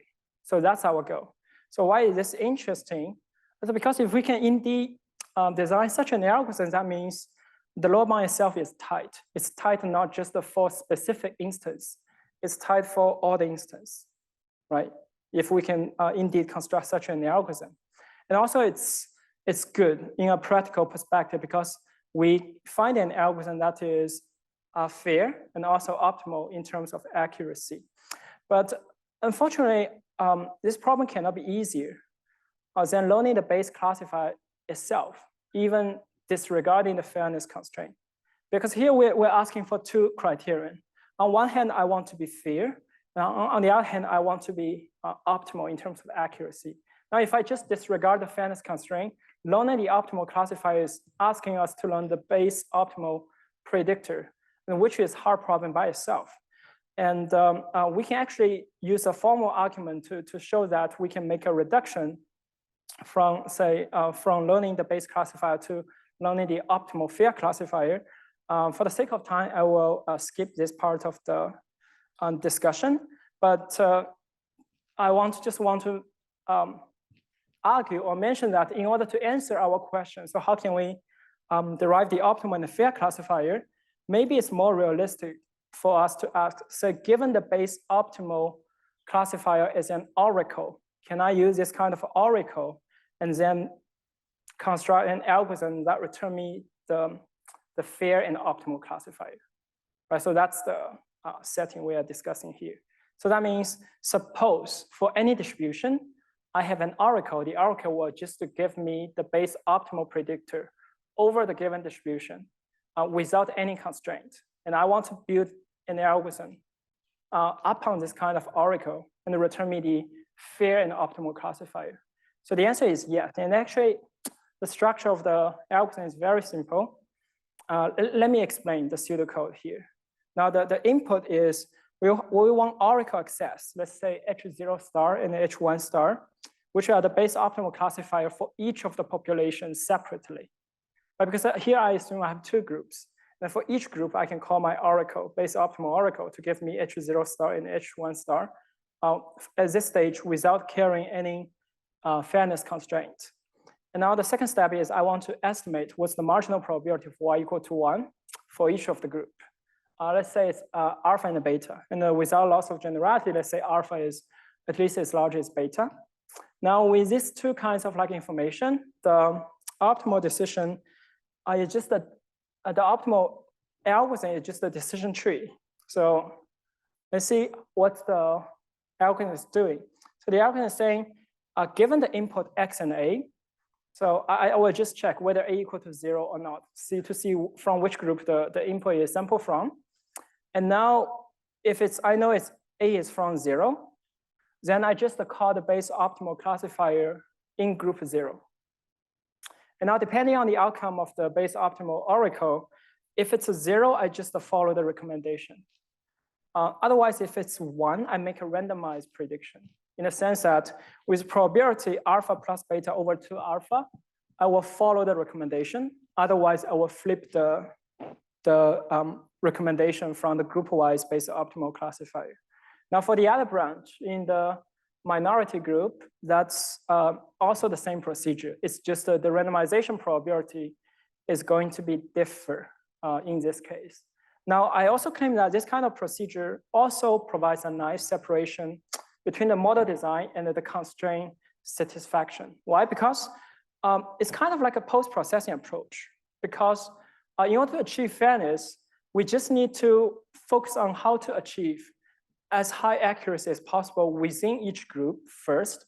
And then once I have access to such accurate classifier for each group, I will aggregate them together using this kind of decision tree diagram to produce a fair classifier. And I claim that this kind of fair classifier is optimal in the sense that suppose there's no noise in the underlying distribution, right? So that means for the ground truth label y is indeed given by a function over x for both of the groups. And now if that's the case, if we follow the decision tree diagram we just see, we will have this equality to hold. It's basically say the constructed classifier following the decision diagram. If I measure the group-wise error of the constructed classifier is exactly equal to the difference of base rate. So what does that mean? So that means for every noiseless distribution, we indeed can construct an Oracle efficient algorithm that is simple and also is guaranteed to be fair. And also we show that it's optimal in the sense of accuracy. It also shows that actually learning the optimal base classifier is actually as hard as learning the optimal fair classifier, right? Because we show that as long as we have access to the base optimal oracle, then we can build upon this oracle to construct the optimal fair classifier, right? And I think I will stop here now, take questions, and then in the second session, I will briefly mention why this kind of like construction is true and how can we extend it into more general setting, including regression and noisy distribution as well. All right, thank you, Han. Okay,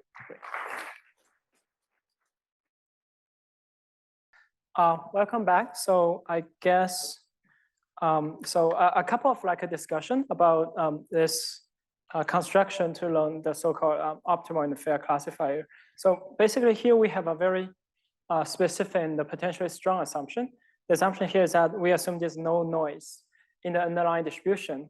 And that's also interesting to see that in this case, if there's no noise, then suppose without fairness constraint, we should be able to achieve zero error. So that means the cost, the loss of accuracy in this case is purely because of the fairness constraint itself. It's not because of the potential underlying noise in the distribution. And also on the other hand, it shows that learning the optimal fair classifier can be reduced to learning the group specific base optimal classifier itself, right? And you may wonder why this kind of like construction is true and why it will be able to use randomization to achieve the optimal trade-off. To understand this problem, so I will just here use a geometric argument to showcase or illustrate the underlying intuition. So recall for a simple binary classification problem, we are starting from two distributions and we have two numbers. The first one is alpha, which corresponds to the ground truth marginal distribution, label distribution of 1 under the group of 0. And also we have another point over the axis, which is beta. And beta is the true label of y equal to 1 under the second group, right? And we know that in the underlying distribution, these two numbers are not the same. And suppose without loss of generality, alpha is at least as large as beta. But if we recall the definition of statistical parity, it's actually essentially asking that we need to have the same predictive probability P after constructing the classifier under both groups. So that means we are actually trying to find a single point over this 0-1 interval so that I want to minimize the cost. Now in this particular case, later we will see why that's the case. The distance between P and alpha is precisely the price we have to pay for group 0. And the distance between beta and the P is precisely the price we have to pay for group 1. Now, the fairness constraint asks to find a single P, and now we will have the freedom to pick P over 0-1 interval. And now alpha and beta partition the interval into 3 segments.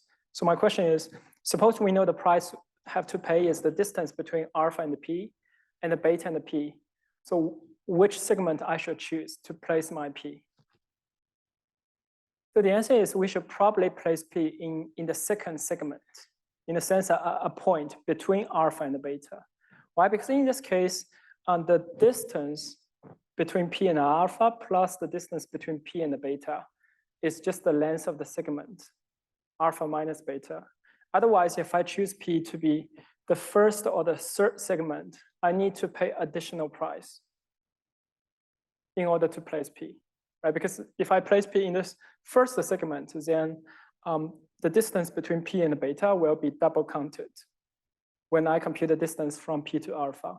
Similarly, if I place the same P in the third segment, then the distance between P and alpha will be double counted by computing the distance from beta to P as well.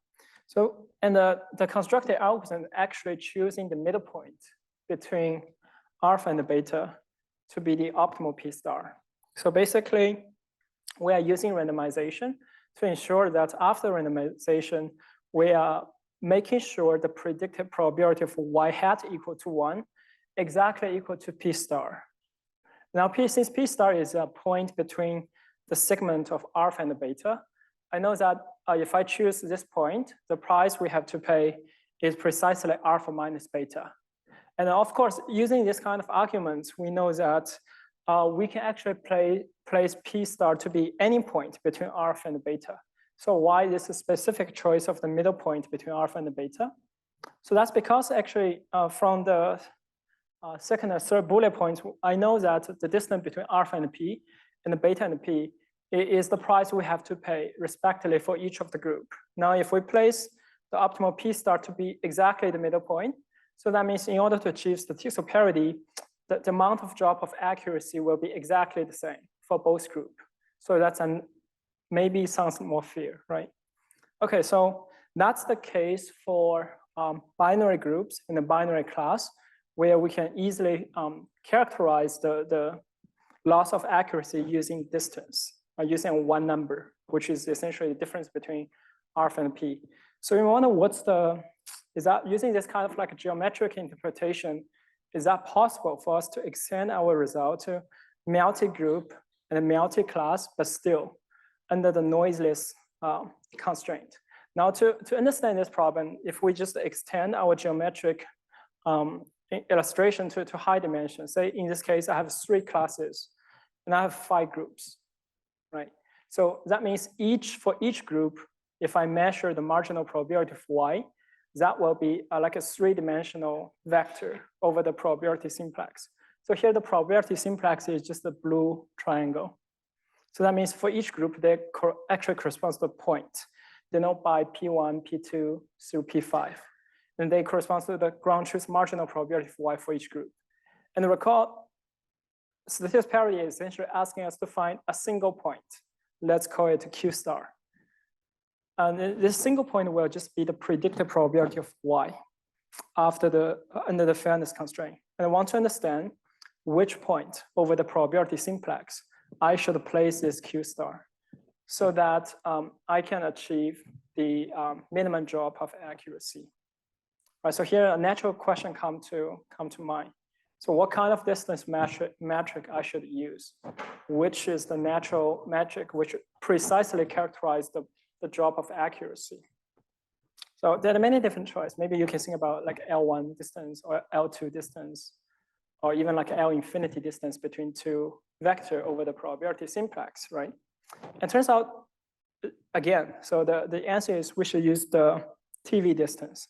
And the TV distance precisely characterizes the error rate we have to pay when we try to move the original Pi to the Q star. So to see why that's the case, so we here need to discuss a third interpretation of TV distance. So we already like introduced the 2, right? The first line is just the original definition. We basically enumerate over all the possible events under the sample space. And the second one is the equivalent one using the L1 distance. And the third one is a very interesting characterization. It's called the Kantorowicz dual formulation. It's basically say that suppose I want to understand what's the TV distance between y and the y hat. So that's equivalent to say, let me enumerate all the possible joint distribution over y and y hat. And I measure under this joint distribution gamma, what's the probability of y does not equal to y hat. Okay, so the only constraint I have over gamma is the so-called coupling over y and y hat, meaning that if I measure the marginal distribution of gamma with respect to y, that's equal to p. And if I measure the marginal distribution of gamma with respect to y hat, that's equal to q. And later we will see that it's actually a special case of the so-called optimal transport distance or Wasserstein distance, which Makoto has introduced on the first day. And in the second week, we'll also have Marco Kutori to give a more detailed tutorial on this part. But basically here, the intuition is the minimum error rate we have to pay between y and y prime is just the TV distance. So that justifies the use of TV distance as a characterization of the distance between two probability vector over the probability simplex. Okay, great. So now if we are fine with this kind of like interpretation or justification, now the next question is, how can we extend the lower bound we have in the simple binary group, binary class case into this multi-group, multi-class? So it turns out the fundamental problem can also be characterized by the so-called TV barycenter problem. So what does that mean? So recall TV distance is just a proportional to the L1 distance between two, say, finite dimensional vector. So here we use M to denote the number of classes. So that means each vector Pi and Q here is just M dimensional vector, and they are probability vector.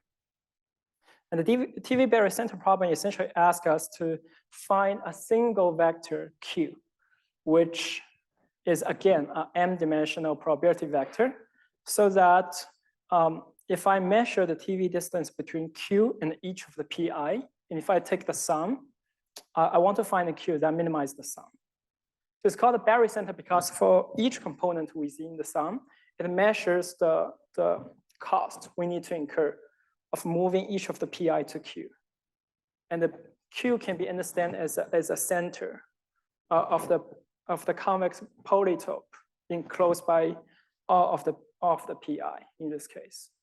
Now, as we can see in this case, it's no longer easy to get a closed form solution. Actually, it's not. In this case, we cannot have an analytical characterization of the solution of this problem. But luckily, because of the L1 distance, this problem of finding the optimal Q is just a linear program, because we can relax the L1 distance by reducing into a linear constraint, a linear objective function. And if we let OPT of Pi, I from 1 to n, sorry, there's a typo, I should be from 1 to n because we have n different groups. So if we use OPT of Pi to denote the optimal value of the above TV barycenter problem, then we can actually find an extension of the lower bound we find before in the multi-group and the multi-class setting. And the result is, as you can imagine, say the sum of group-wise error for every fair classifier is lower bounded by the TV barycenter of Pi, I from 1 to n.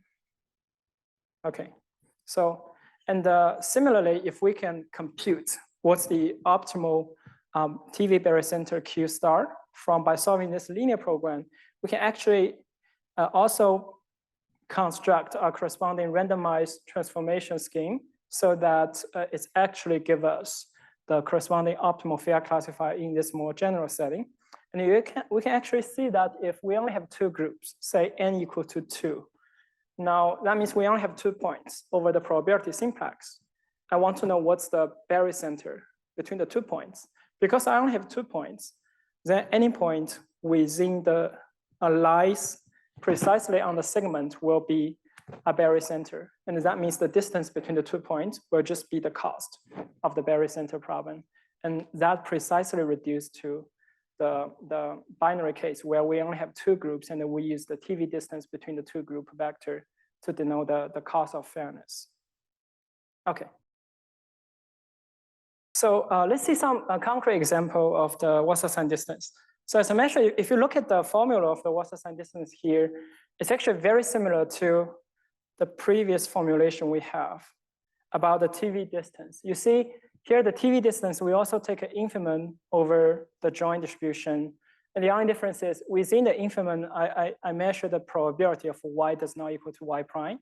Whereas in the definition of Wasserstein distance, we are taking the infimum under some distance metric d. Now, with this kind of like a connection, we can actually see TV distance is a special case of Wasserstein distance under the Hamming metric.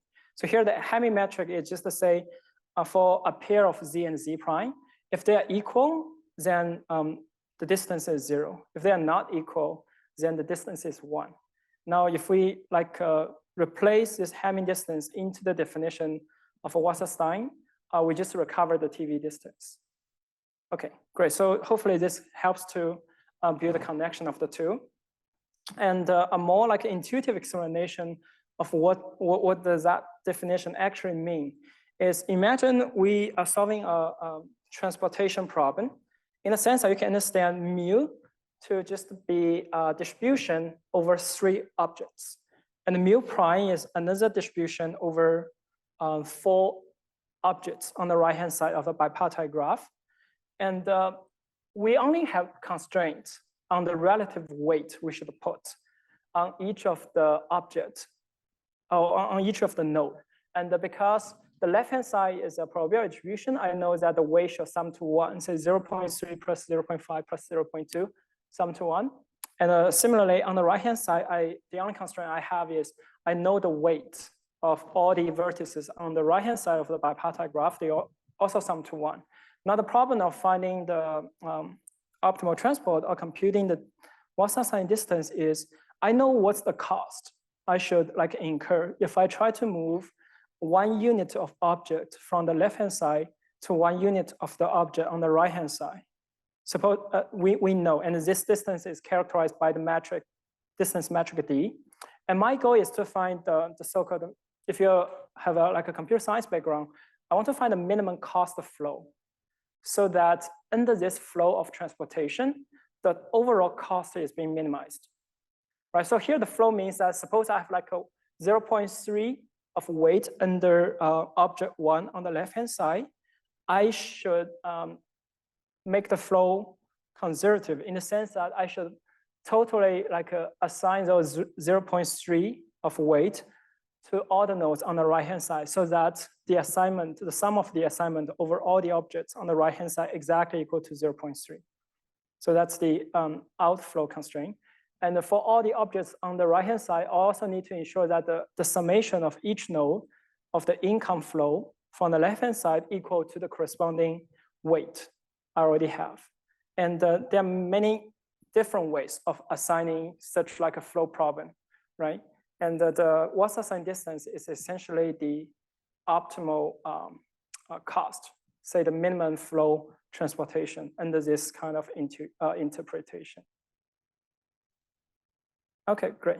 So for us, the most important factor we need to use is that if we start from empirical distribution, meaning that the distribution is estimated from a finite data set. Now, in order to estimate the Wasserstein distance, for any distance metric D, and for every number of k, solving the Wasserstein distance exactly is cubic time, right? So that's also the cost we have to design an optimal flow problem. But there exists many faster approximations, such as the sinkhole distance, as Makoto has already introduced in the first day. It's basically adding an entropy regularization to it, and then we can solve it in quadratic time. Now, if we assume more structure to the underlying distance metric D, we can actually use either the sliced Wasserstein approximation or the tree Wasserstein approximation. And using those approximations, we can further reduce the time complexity from quadratic to linear. Right? So that means although we cannot always compute the Wasserstein distance exactly if n is very large, we can always try to find efficient approximation to it.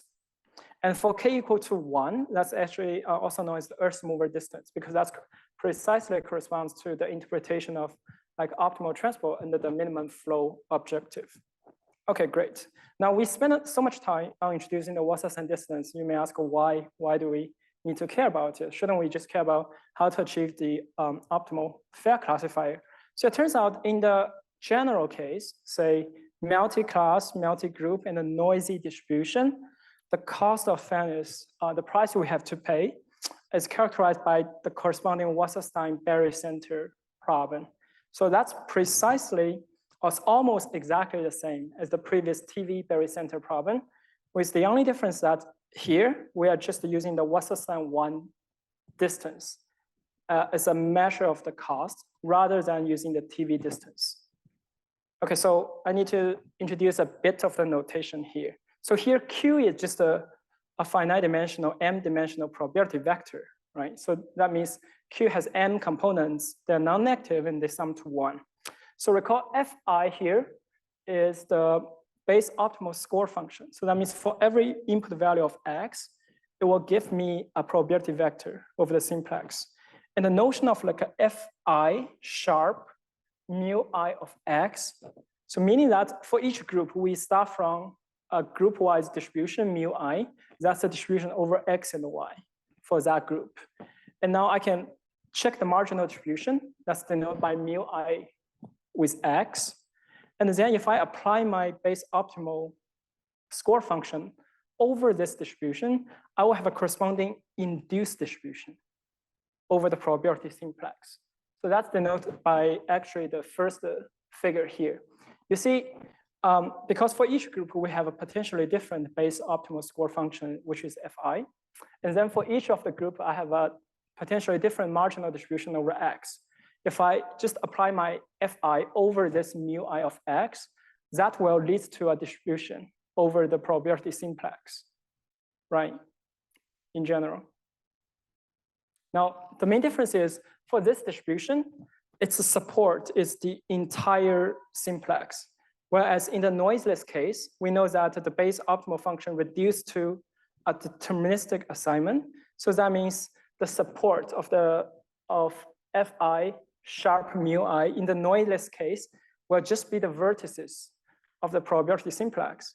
But now in this most general noisy case, the support will be the whole entire probability simplex, including the interior. So that makes the problem a little bit more complicated, but still geometric meaning is the same. So I mean, for each of the group, we have such a distribution over the probability simplex, and we have multiple groups, yes. No, Q is just a single point, yeah. So Q is just, you can also understand Q as a distribution over the vertices, yeah, right. Okay, cool. So that means if we, for the first part, if we apply, say, Fi and the computer push forward of Fi under mu I X, we get a distribution over the whole simplex, right? And then the goal is, I want to find a single distribution Q over the vertices of the simplex, so that if I measure the Wasserstein distance between the induced distribution of Fi and the Q, the sum of the distance is minimized. And we actually can show the solution of this optimization problem is precisely the price we have to pay in order to achieve statistical parity in the most general setting.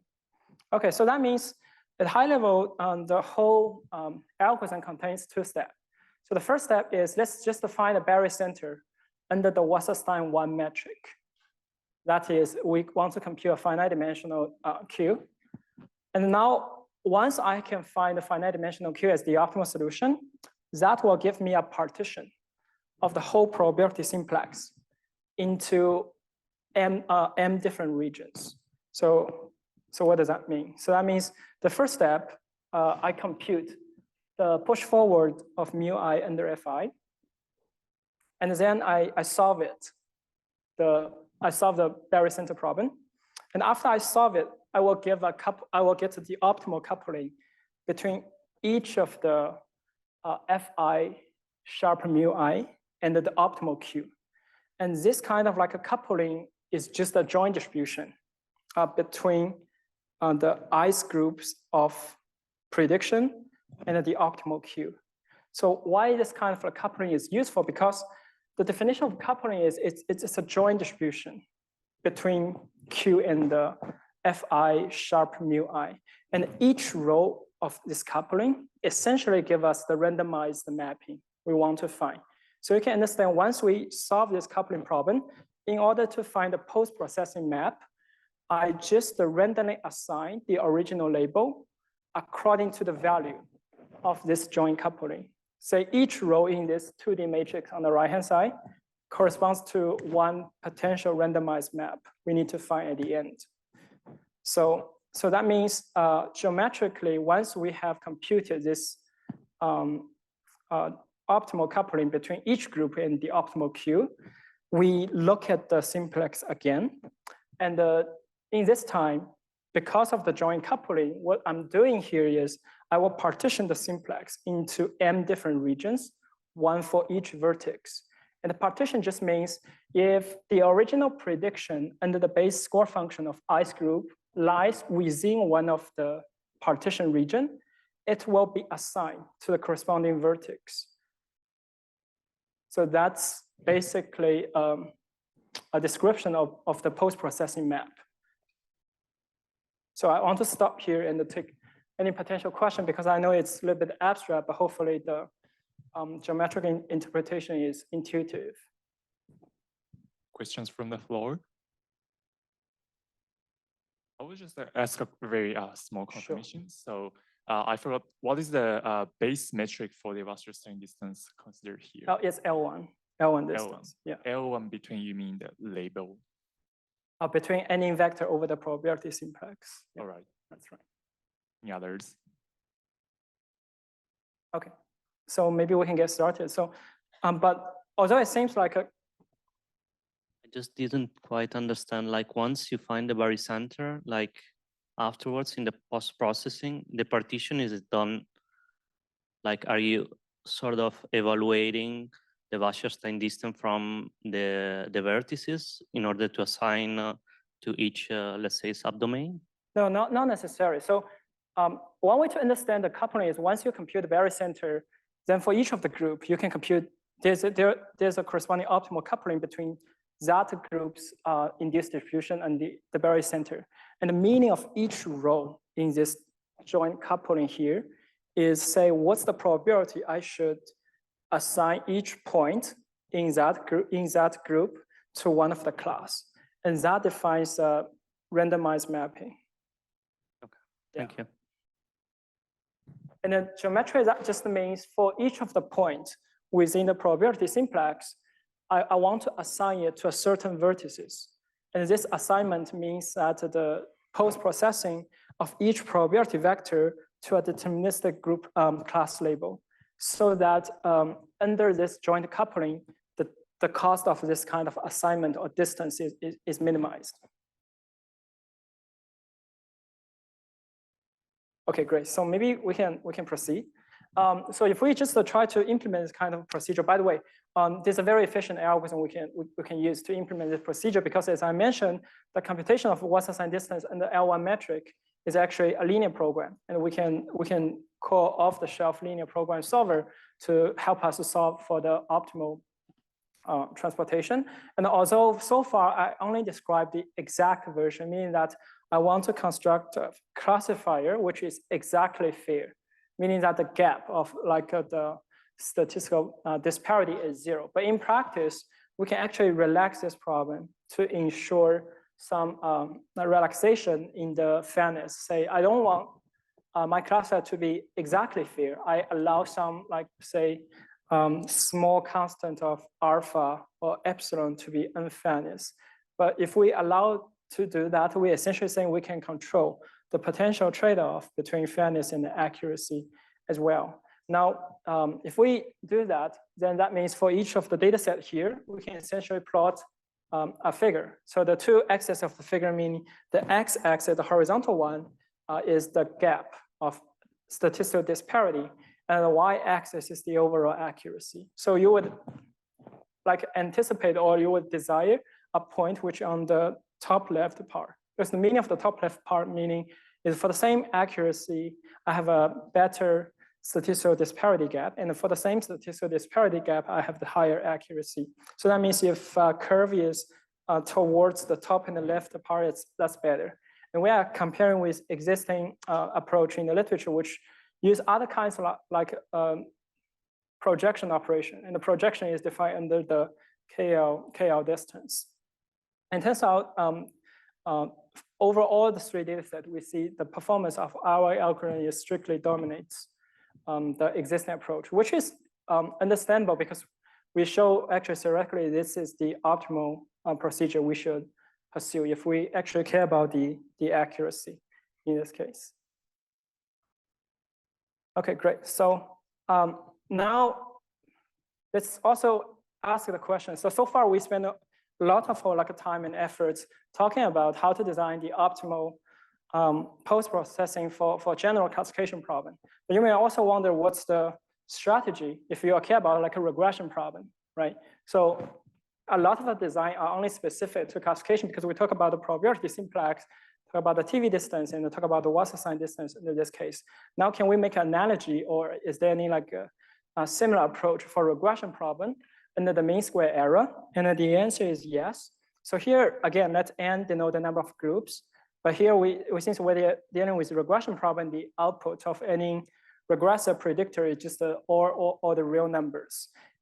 Again, in the regression problem, under the L2 distance, the base score function is just the conditional mean of y, given each of the group, a condition on every value of x. This is a function, and then let's denote it by fi. And turns out the price of fairness in this case is again also characterized by what's the sign barycenter problem. The only difference is the measure we choose here, the base measure within the W2 is the L2 distance, and the cost of the price is given by the square of the W2 distance. So you can expect this kind of like a expression, because for regression problem, we're using mean square error as our error measure. And that's actually naturally leads to the W2 distance with a square. So everything else is the same. And the optimal, the fair regression problem in a post-processing manner is also similar to what we have seen in the classification case, meaning that we're just trying to learn the base optimal function, which is the conditional mean within each group. And once we have the group-wise optimal prediction function, which in this figure denoted by the two dashed curve, we try to find a single prediction function f, so that the what's the sign distance W2 square of this orange curve to the blue and the green one is minimized.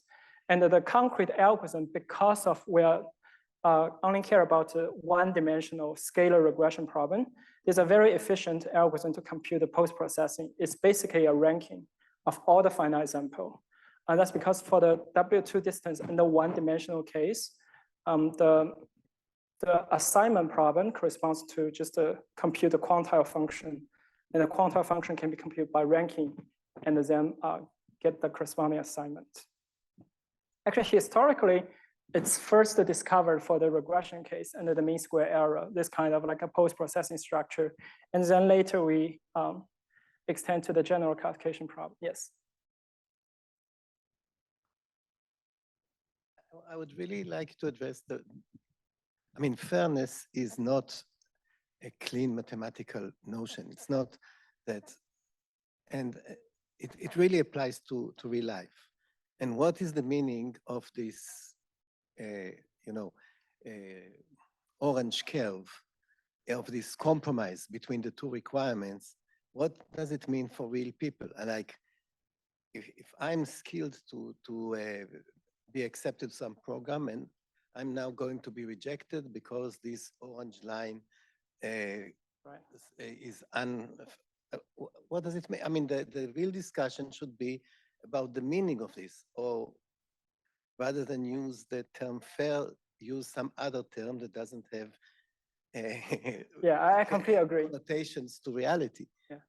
So that's because actually so far all the definition we talk about is not with respect to individuals. It's only like a group-wise definition. So that means we are only trying to satisfy, so equalize the statistic, depends on the definition of statistics between multiple groups, but it doesn't say actually what will happen for each individual. Right. And within the group. maybe my intuition, what will happen for an individual is if you belong to a group that is more skilled than the other, then you're likely to be a subject to a coin flip that will toss you out, although you're skilled, just in order to satisfy the statistics of the group. That's right. So that's a correct interpretation of this kind of like algorithm. Yeah, I definitely agree with you. This is not like a satisfy a notion of like a fair for individuals.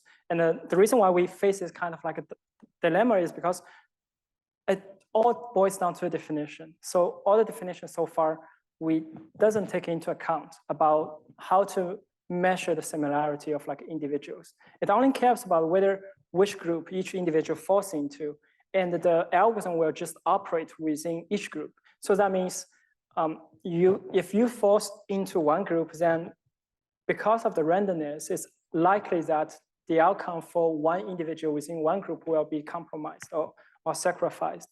And it's actually not because of the algorithm per se, it's because of the definition. And at the end of this second part of the session, we will see potentially what kind of other definition we can seek try to at least address this problem. But also we are facing another dimension of difficulty as well, but we will see very shortly. Thanks, Shai, for pointing this out. Great. Okay, so if we try to make a summarization of all the discussion so far, so that means if we accept statistical parity as the definition, then roughly speaking, the problem of finding the optimal fair predictor in both classification and regression setting has been closed, in the sense that we now know that the optimality is characterized by the corresponding Wasserstein-Berry center problem, and the main difference is depending on the choice of, say, regression or classification, we are changing the measure of Wasserstein distance. So we use Wasserstein 1 under the TV distance to measure for the classification case, and then we use squared Wasserstein 2 distance under the base measure of L2 distance to measure the regression case. And some high-level like a discussion about this type of algorithm, because if you recall, in order to implement those algorithms during the inference time, we need to have explicit access to the sensitivity attribute.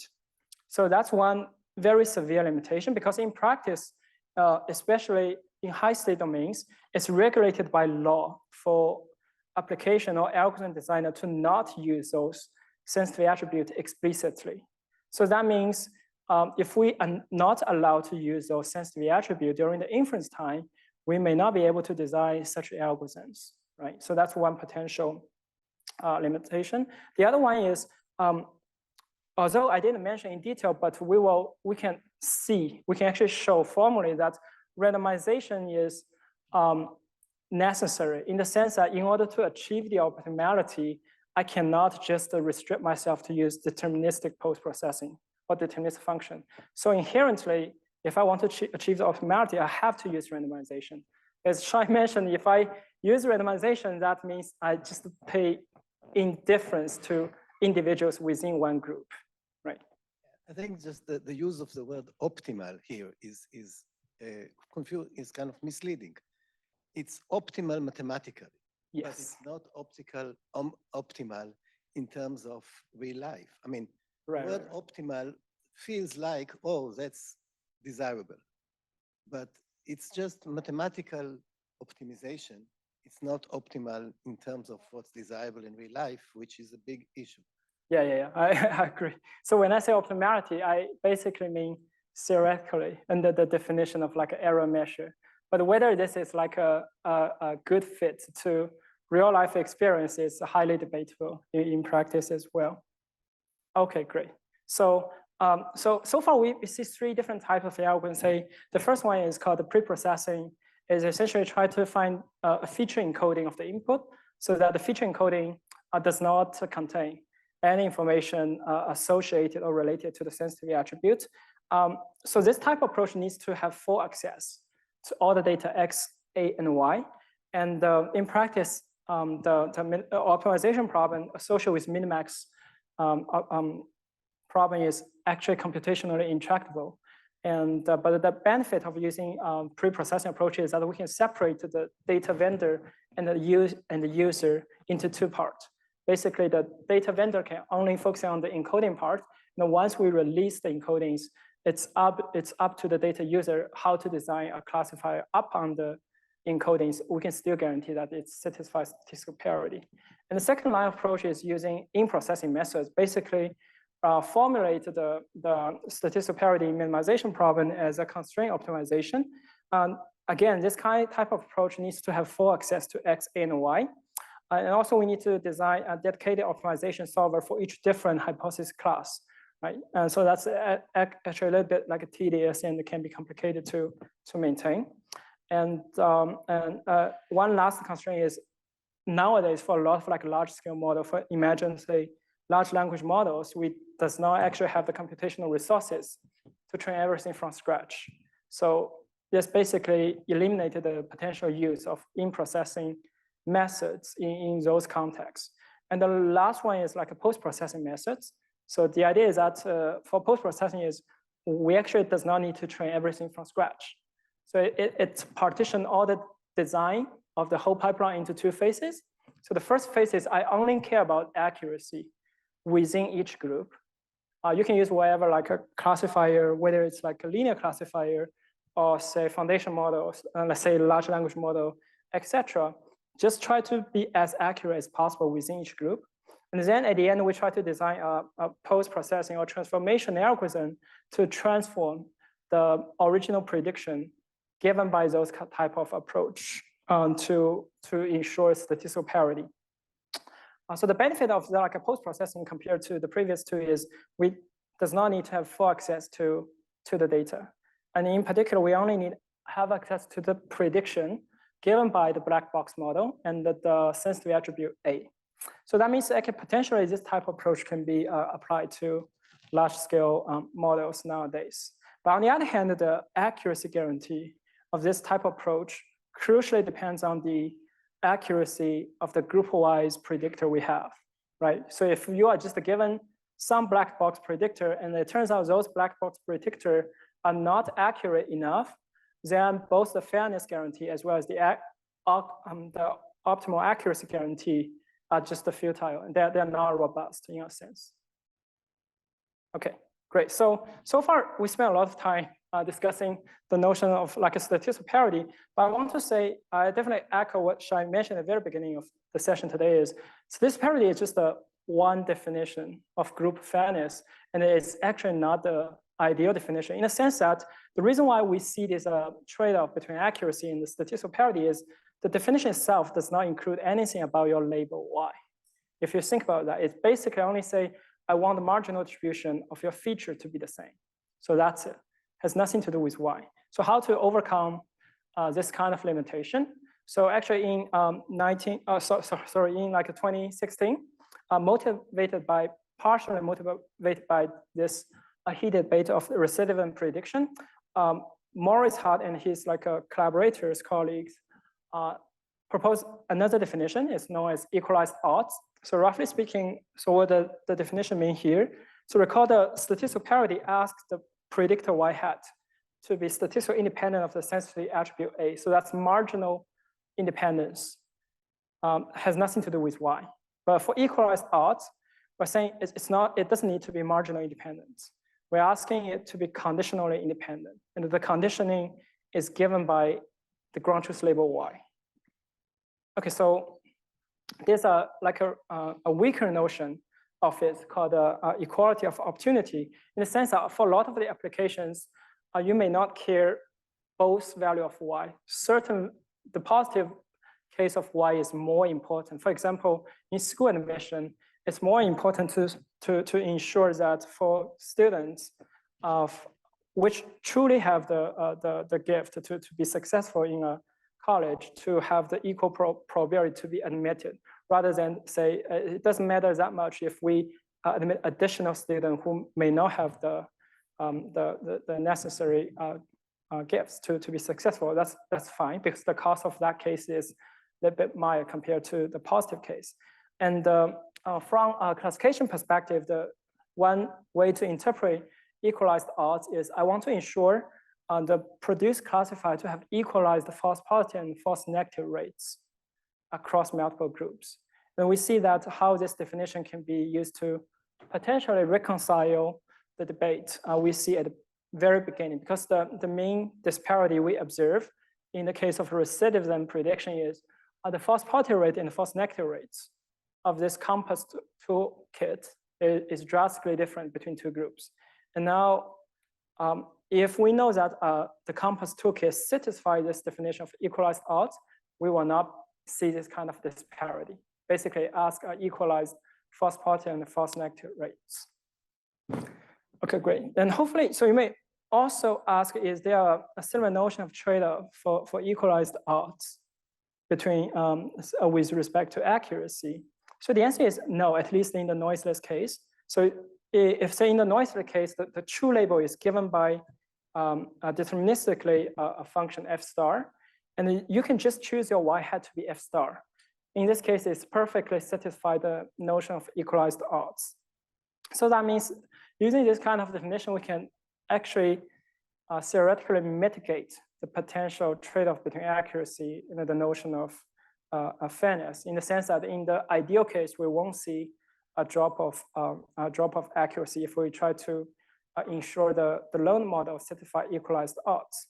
Now, so the question is, if we now use equalized odds as our definition, our technical definition of fairness, how can we ensure that? So here the many approach also can be categorized into pre-processing, in-processing via constraint optimization, as well as post-processing approach. And here I just briefly mentioned one idea, how to extend the pre-processing approach we've seen before into this case. And the fundamental idea is the same. I want to ensure the TV distance to be small in the feature space. But here now the TV distance is measured conditioned on the ground truth label Y, not just on the marginal distribution. So that means if I condition the feature distribution between two groups, given the ground truth value of Y equal to 0 and 1, I want to ensure P of given Y equal to 0 is very close to Q of Y given 0. And also simultaneously, P of Y given 1 is very close to Q of Y given 1. And now, if we indeed can achieve this goal, then we also have a similar kind of guarantee, saying no matter what kinds of classifier we're going to build upon the features, the induced classifier will also be able to satisfy approximately equalized odds. And algorithmically, that's also very simple. It's not simple, but conceptually, it's straightforward to extend. So that means at the training time, we partition all the instances into two parts. One, depending on the ground truth label Y. And then for each part, we need to train some feature transformation so that after the feature transformation, the induced distribution in the feature space are close simultaneously for two groups. So that means the major difference is instead of just using one discriminator, here we are using two discriminators, one for each label of Y. And after we do that, we can just collect the feature we obtain after this distribution alignment, and then feed this feature to our downstream task. For example, for student loan approval, we can just extract the feature from those encoders, and then upon those feature, train additional predictor.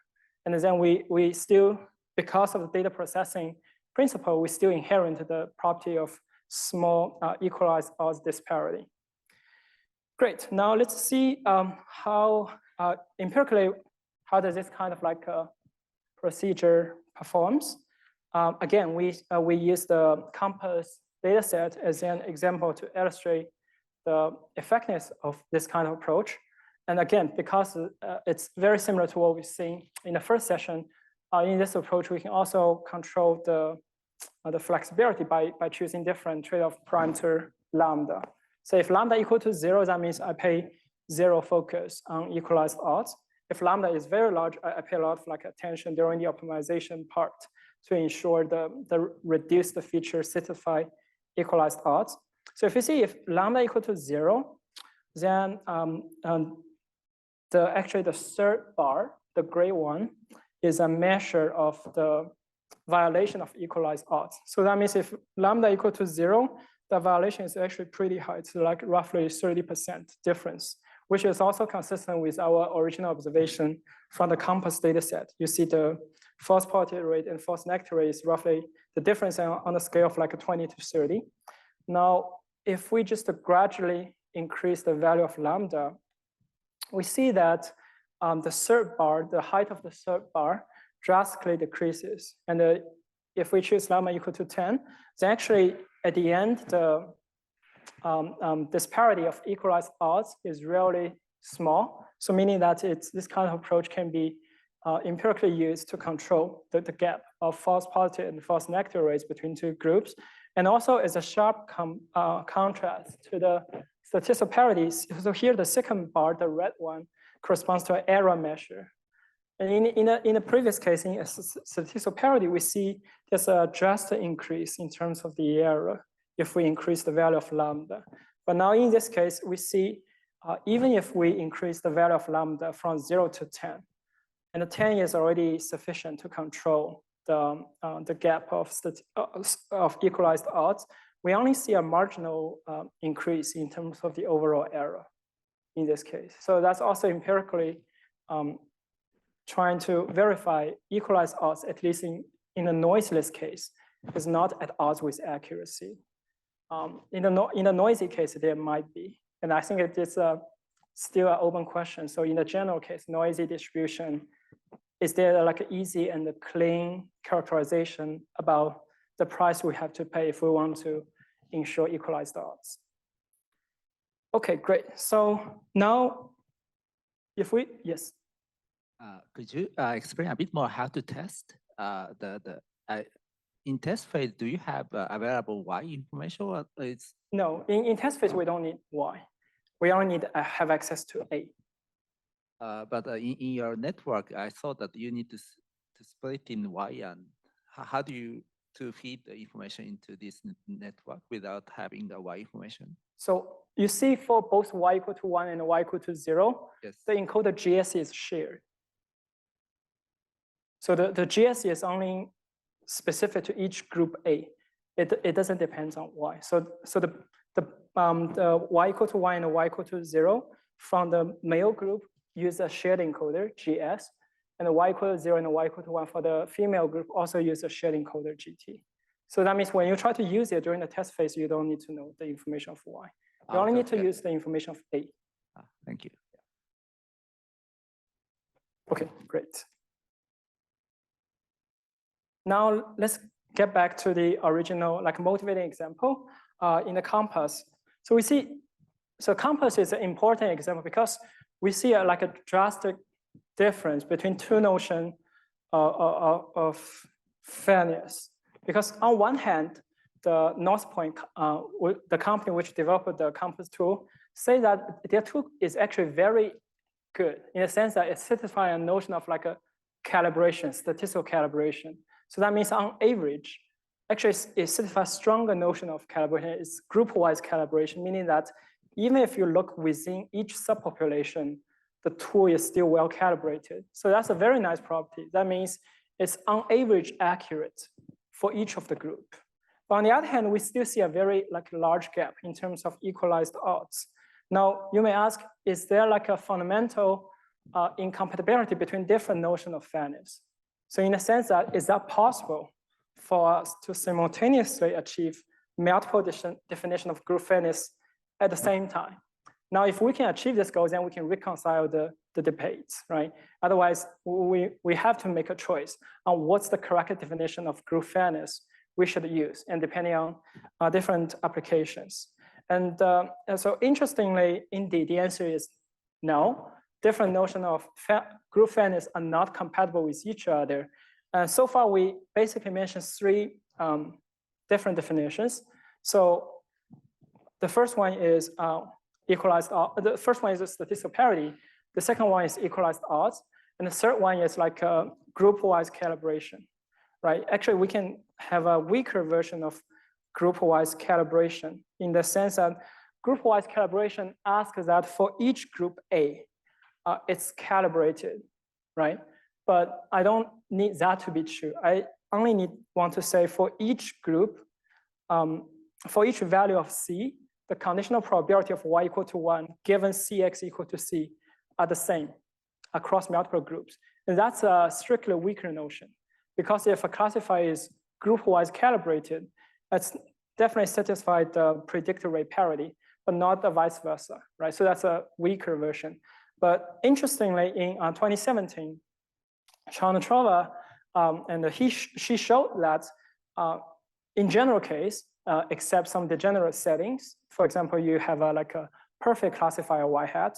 So in general, only one of them can be true. So you either satisfy equalized odds or you satisfy predictor rate parity. Now, if you cannot satisfy predictor rate parity, the tool cannot be like a group-wise calibrated. So this actually explains why there exists like a heated debate in the recidivant prediction, because the tool is designed to be well calibrated within each group. And by this theorem, we know that if it is well calibrated within each group, it cannot satisfy equalized odds, right? Okay, good, great. So you may ask, so I will skip the proof. Actually, the proof is very elementary.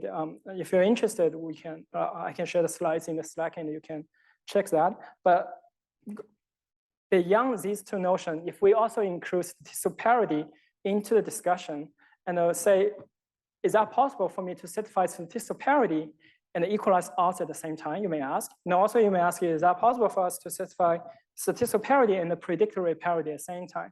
So the answer is no. For general setting, so when I say general, I exclude the general case where the prediction problem is trivial so that you can get a perfect classifier, except in those settings, any two of the three criteria cannot be satisfied simultaneously. So that also tells us when we talk about fairness in practical applications, we should be really careful about what kind of like definition, even if it's group-wise definition we're using, right? Otherwise, the discussion is like endless. Because one person may talk about one specific definition of fairness, whereas the tool is being like criticized for another notion of fairness, right?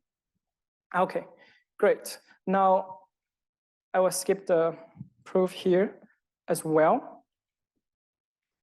Going back to our discussion in the second session, so far, if you look back about the three definitions we talk about, say statistical parity, equalized odds, as well as predictor rate parity, they're all known as like a definition of group fairness. It's called group fairness because this kind of definition or like a concept is only applied to the population or subpopulation level.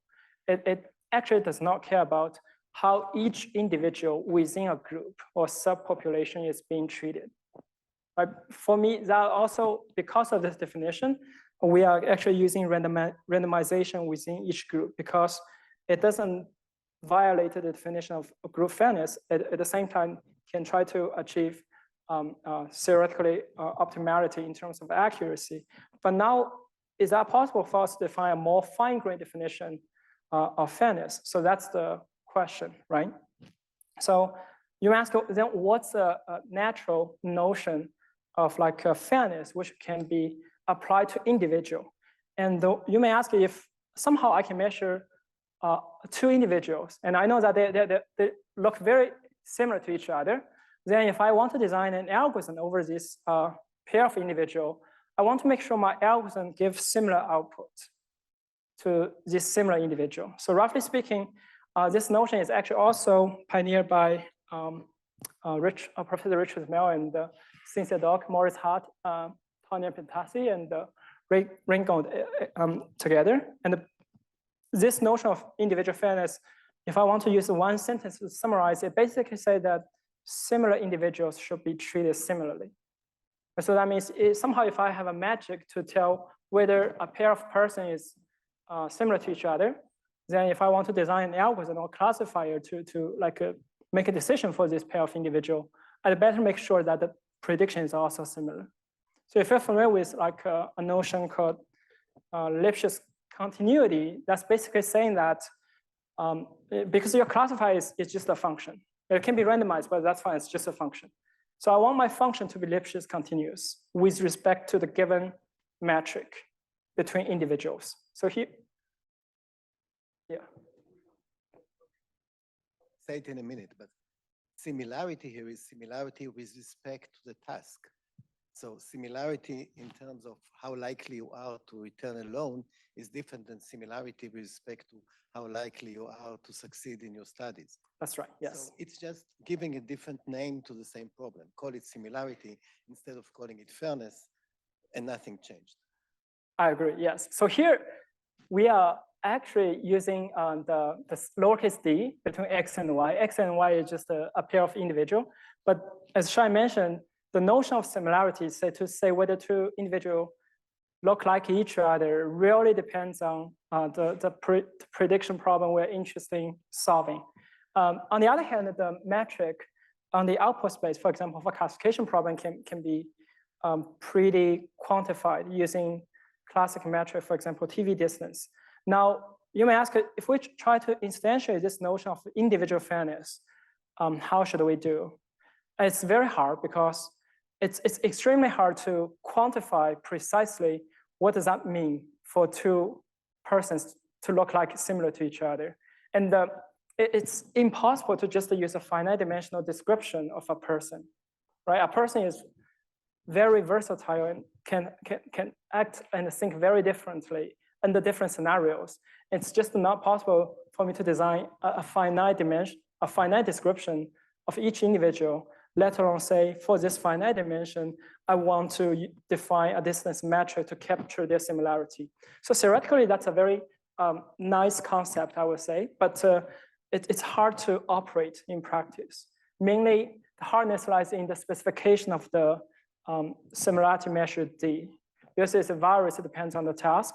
Also, virus depends on the description from the input level. But now, for now, let's assume, suppose we are given such a measure D for a pair of individuals.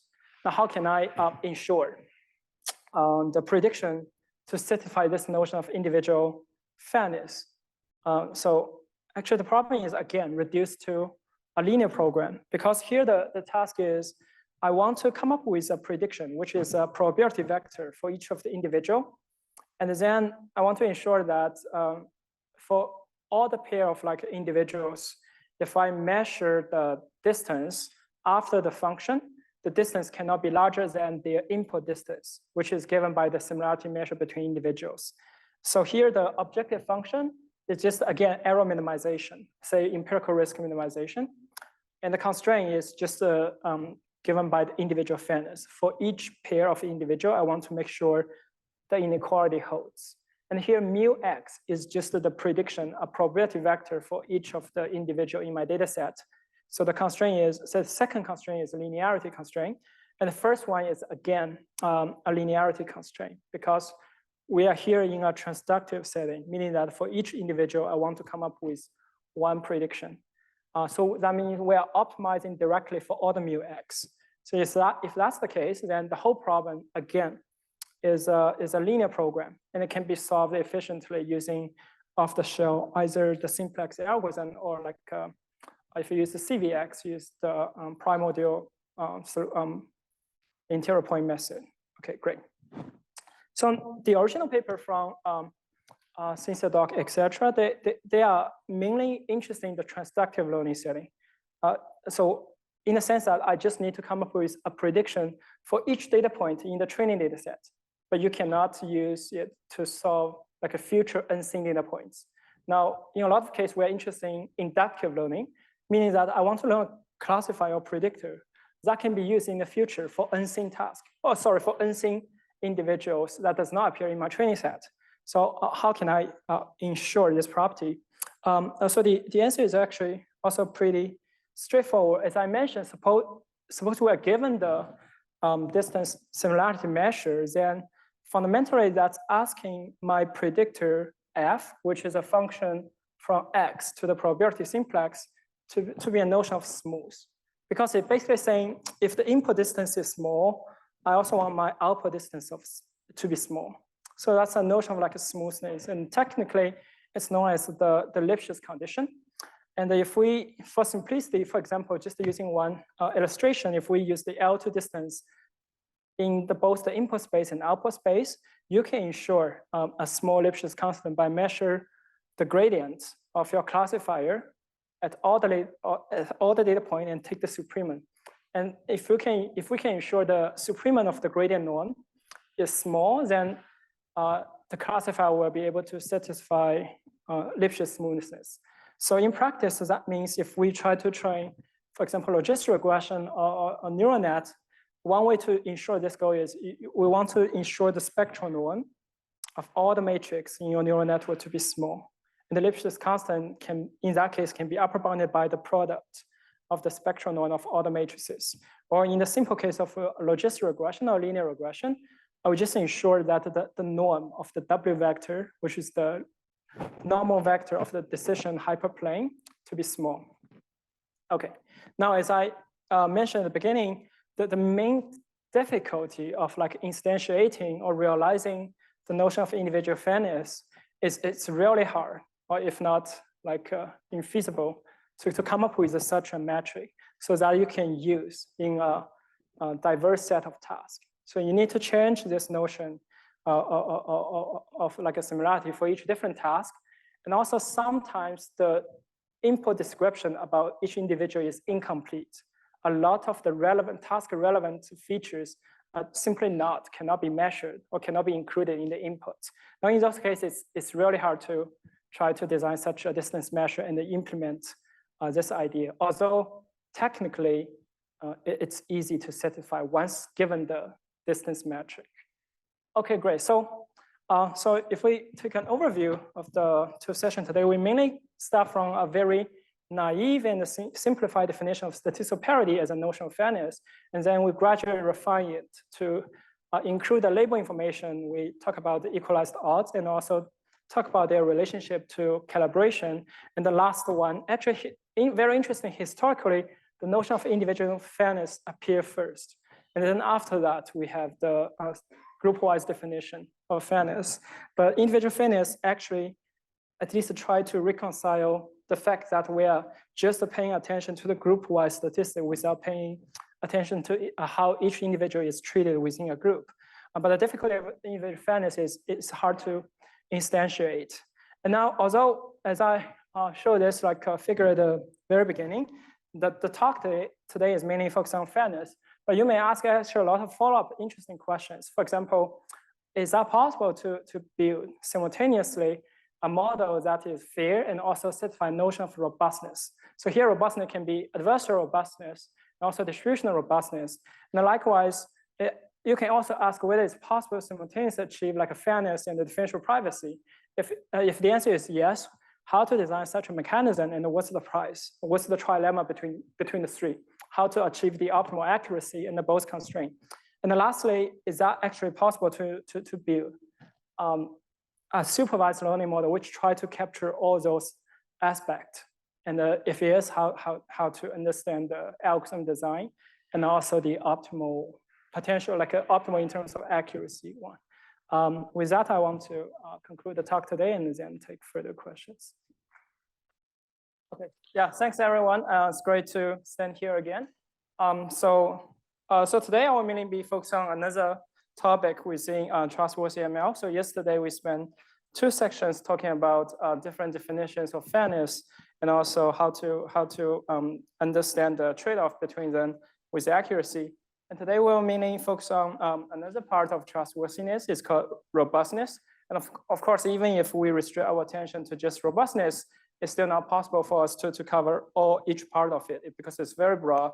And there are many ways to understand what does that mean for a model, machine learning model to be robust, including adversarial robustness. But here today, we'll mainly focus on a notion called distributional robustness. And then later, as we will see shortly, we focus on settings, including domain adaptation, domain generalization, and then mainly from a perspective of feature learning.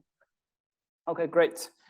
So I will first give a very brief review about the setup. So I guess, yes, from 2 days ago, we already know that machine learning models are very successful, but there's a crucial assumption underpinning the success. The key assumption here is that we actually need to have stationary distribution and also a very large scale of label data in order to train for successful supervised learning. So what do I mean by stationary distribution? For example, if we narrow our focus to a very simple task of digit classification, for example, ImageNet or MLSS for digit classification, if I want to train my machine learning model over a training data set, say black and white digit from the MLSS data set, and if I want to test it and still hope it generalizes well, then I'd better also test very similar kinds of digits images. In this example, that's also black and white digits. So if I just, for example, if I train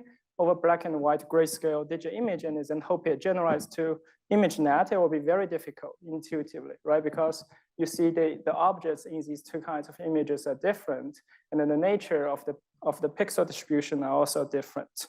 And theoretically, Shai as well as Piri all talk about a framework to quantify the success or understand why machine learning model under certain assumptions can generalize. It's called the pack learning framework. And roughly, it basically means that if we have a notion of the complexity of the hypothesis class, for example, if we use VC dimension as our complexity measure, then we have the following uniform convergence result, as Shai has already introduced. It's basically say that if we have a data set D of size n, draw IID, so independently and identically from the underlying distribution mu. And then if we start from say a finite capacity hypothesis class, here when I say finite capacity, I mean suppose the VC dimension is finite, and then we can get the following high probability bound. So for every delta between 0 and 1, then we know with high probability, so 1 minus delta, for every classifier in the hypothesis class F, we know that if I measure the test distribution or the test accuracy, which is the error of any classifier F and then mu, the quantity on the left-hand side can be upper bounded by the training error, which is the error we measure empirically over the training data set D, plus a term, which roughly speaking is determined by the VC dimension of my hypothesis class, also a high probability term, which try to capture the tail behavior, which in this case is log 1 over delta, and then inverse proportional to the sample size, meaning that if n gets larger and larger, we know that the so-called generalization error will be small for a fixed hypothesis class. Okay, so that's great. So that means as long as we have the stationary distribution assumption, meaning that the training data points actually come from the same distribution as my test data points, then as my data sets grows larger and larger, I know these two errors should be close to each other. So in this case, although we mainly talk about the so-called generalization error, but actually you can try to apply this kind of generalization analysis together with very typical training paradigm, like empirical risk minimization, to get an error for the so-called excess risk. So the excess risk basically says what's the gap between a learned classifier versus the optimal classifier you can try to find from a capital F, right? And although we mainly focus on VC dimension in this case, but you can actually change the complexity measure to many other quantities like one macro complexity covering number. You can also use like an algorithm independent quantity like stability, etc. And also if you don't like high probability bound, as Pierre has introduced on Tuesday, you can try to understand the expected behavior of a learning algorithm and then use pack-based or mutual information-based analysis. But nevertheless, there's a key assumption. The assumption is that the data set D anyway needs to have IID assumption. Need to draw in an IID fashion from the underlying distribution. And also the test distribution should be the same as the training distribution. But this kind of actually assumption does not always hold. As we see from yesterday, a concrete example, although in the context of like algorithm of fairness, but here the underlying problem is because for two subpopulations over the overall population from two groups, G0 and G1, they actually have different behaviors in the sense that even if I measure the same classifier, I want to check what's the accuracy over these two groups of peoples. And I see the accuracy has a large difference, right? And we, in the context of algorithm of fairness, we call it accuracy disparity, meaning that if you measure the same classifier, but just on these two different distributions, G0 and G1, you see that the difference is very large. So that's one of the reasons to explain this difference is because the underlying distribution from G0 and G1 are inherently different, right? And in this case, even if you have one pretty good accuracy on one of the group, there's no reason for us to expect a good accuracy on the other group. Another potential scenario you can see is in real world is, for example, vehicle counting. So in the previous example, we do have label data from both groups. But in many cases, that's not even possible. For example, so here we have, say, more than 200 cameras located at different intersection of the Manhattan city. And for each camera, it will take a stream of images. So here the goal is I want to build a vehicle counting application. And the input to the vehicle counting application is just the image. And then it returns me the number of vehicles in the image. But now, on the other hand, I cannot have the resource to ask humans to provide the labels for me for every potential image from every one of the 200 cameras. So the best hope I can try to achieve is maybe I can just select a subset of the cameras. In this case, maybe 8 to 10, and then ask human labelers to label the image taken from those 10 cameras, and then try to build a model.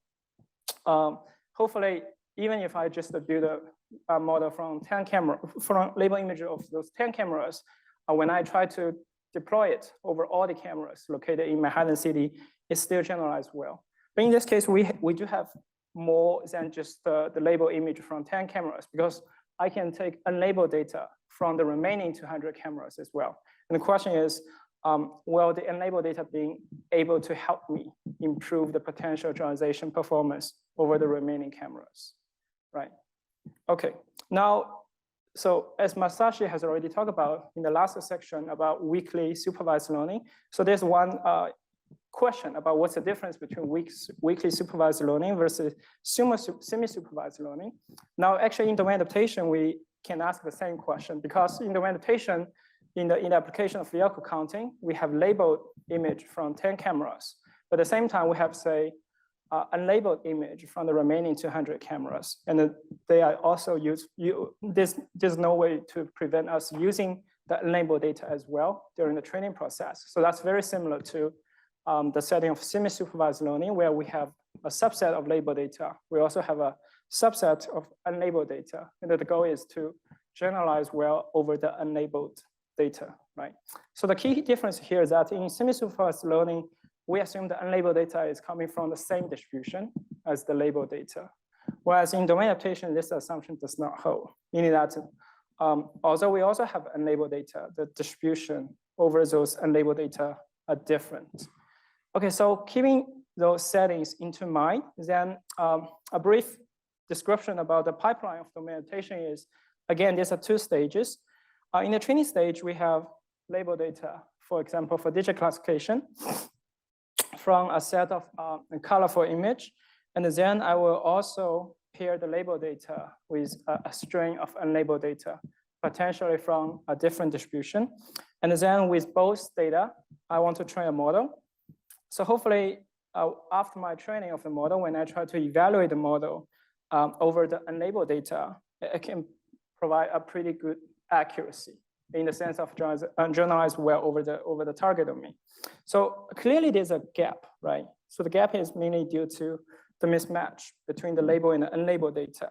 And then you may ask, and then what kind of assumption or what kind of techniques can help us to bridge the gap between the labeled data and unlabeled data? So the question here is, should be obvious that just minimizing the source error, say the label data error, is not going to be sufficient for generalization because of no free lunch theorem. And then no matter what kind of hypothesis we come up with from the label data, it's always easy for us to construct a worst case counterexample which fails the learn hypothesis. So there needs to be some underlying assumption about the relationship or similarity of these two distributions.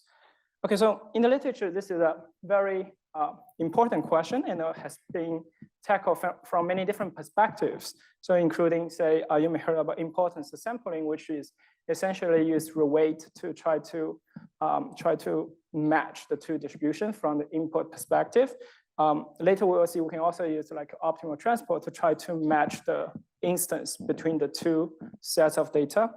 But for the talk today, we will mainly focus on a third type of approach called feature learning. That's very similar to what we already seen yesterday. So basically try to find a feature transformation of the input data. Hopefully after the feature learning, we have certain nice property of the feature space. And those nice property can help us to bridge the gap between the training and the test data sets. Okay, great. So recall, because we have a gap between the training and test distribution, a natural question is, so how can we bridge the gap, right? A natural idea is if these two domains look different, then why, and we have the freedom to learn the features we can try to design. So why not just try to design features so that after the feature learning, these two domains become similar. Okay, so what do I mean here? Again, going back to the digit classification example, you see, if we start from these two different data sets, there's no hope for me to generalize well over the target domain, because the source domain is colorful image. It has 3 channels, RGB channel, and the target domain is just a grayscale images. They are very different from each other. but I can hopefully try to design some feature extractor or encoder, one for each domain. They do not need to be different. They can also be shared, but in the most general case, they can be different. The idea is that after those feature extractors, I get some distributions, induced distributions from both of the domain. In this case, since my target task is about digit classification, maybe I can design a feature extractor to help me understand the contour of the digit in each image. Now, although the background information, the pixel channel looks different, but the contour, the shape of each digit from two different data sets should look similar. Now, if I can achieve this kind of goal, then I can just learn a classifier over the extracted feature space for digit classification, right? So that's the hope. Now, recall that we don't have label for images from the unlabeled data set, the target data set. So what we can do is we just use unlabeled data from both the source and the target domain to get some feature. And then we can apply some discrepancy or distance measure between these two feature distributions. Once they are close, I can then train a classifier over the label data from the source domain, right? Although I cannot train over the unlabeled target domain, I do have label from the source domain. So I can just, over the feature space, train a classifier. And once the classifier has been finalized, I will just combine the feature extractor from the target domain, let's say GT, and compose it with the classifier I obtained from the source domain, right? Okay, great. So that's a very high-level description about the feature learning paradigm for domain adaptation. I want to pause here a bit to take if there is any question or unclear about the whole pipeline. Questions? I think if you have any basic questions, just a moment. Thank you. How does the feature extraction trained? Oh, yeah, so we will talk about that later. Okay. Okay, cool. So let's Sorry, one more. Okay. Hi, sorry. So I'm wondering, when you said that you're trying to make the distributions of the source and the target data similar, you mean the distributions in the hidden representation, or do you do transformations to the original data? Oh, I mean the distribution in the feature space, the hidden feature space. And does it matter if you make the source more like the target, or if you make the target more like the source distribution? Like, doesn't matter. I just want their distance to be small for a certain distance. Okay, thanks. Right. Thanks for the questions. Right. Yeah. Right. That's right. Okay, great. So there's one question how can we train those feature extractor? How can I measure the closeness? And that's the flexibility of this type of framework, because we can choose many different kinds of discrepancy measure, like the edge divergence introduced by Shai, or the maximum mean discrepancy if you're familiar with kernel methods, or using Wasserstein distance if you like optimal transport, right? There are many different ways for us to measure the similarity or the closeness of these two distributions in the feature space. So for now, I will just use our favorite friend, like adversarial training, to illustrate how to achieve the goal of matching the two feature distributions. So again, since we have two data sets, source and target, this is exactly similar to the lecture yesterday. Recall we want to learn the so-called fair representation. In fair representation, we partition all the individual into two groups based on the sensitivity attributes. So here we can just understand the group index or the identity of the source and the target domain to be the subpopulation. And again, for each of the data set, I can train a separate feature transformer using your favorite neural network architecture. And I do so simultaneously for both domains. And on top of the extracted feature, in this case, the red units from the top of the neural net, again, I will enforce a discriminator. And you can choose your favorite architecture to instantiate your discriminator as well. And the goal is for the discriminator is to answer whether can you correctly guess for the given features, whether it's coming from the source or the target domain. right? So that's precisely the paradigm we see yesterday for learning the so-called fair representation. And we already provided justification for using this type of like framework because it's approximately trying to minimize the TV distance between the induced distribution, right? So that's what we are implicitly doing here. Throughout the lecture, I would just use abstract letter D to denote some discrepancy or distance measure between two distributions without specifying what's the concrete ones. But it's not very important for now. So let's just move ahead. And that means we can just use the same type of architecture, in this case called the domain invariant neural network or the domain adversarial neural network. So to answer Shai's question, how can we avoid just learning trivial features, meaning that we get degenerate solutions so that the feature extractor just map everything to be a constant, and the constant is not informative enough for the classification task we're interested in. So again, here we have three components. The first one is the green part, the so-called feature transformer or the feature extractor. And then on top of the feature extractor, we have two components. The purple one corresponds to my target classifier. And this part helps me to avoid the degenerate solution because I want to minimize my classification task as well from the source domain. And the pink one corresponds to a discriminator. In this case, it's domain classifier. And I want to fool the domain classifier by learning indistinguishable features from the two distributions, from the two data sets.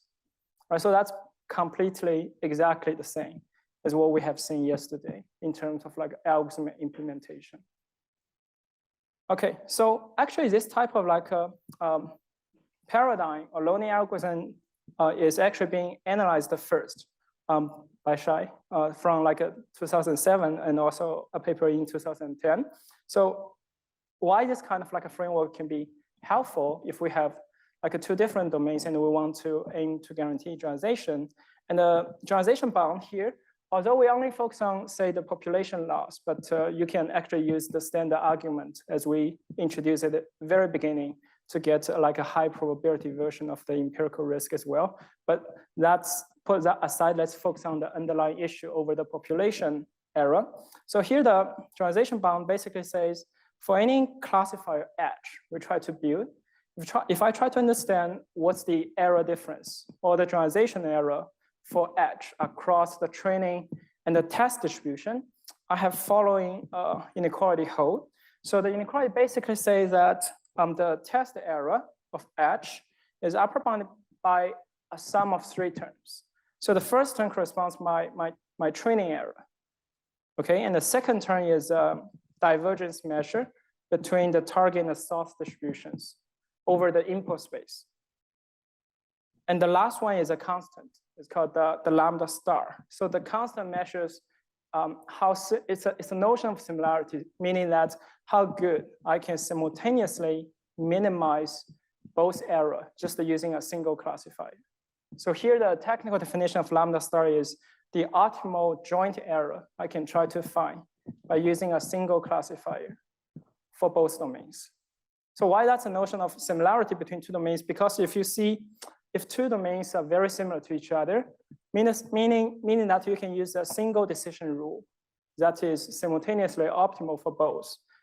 So that not necessarily simultaneously optimal for both, but you can use a single rule to achieve a small error for both.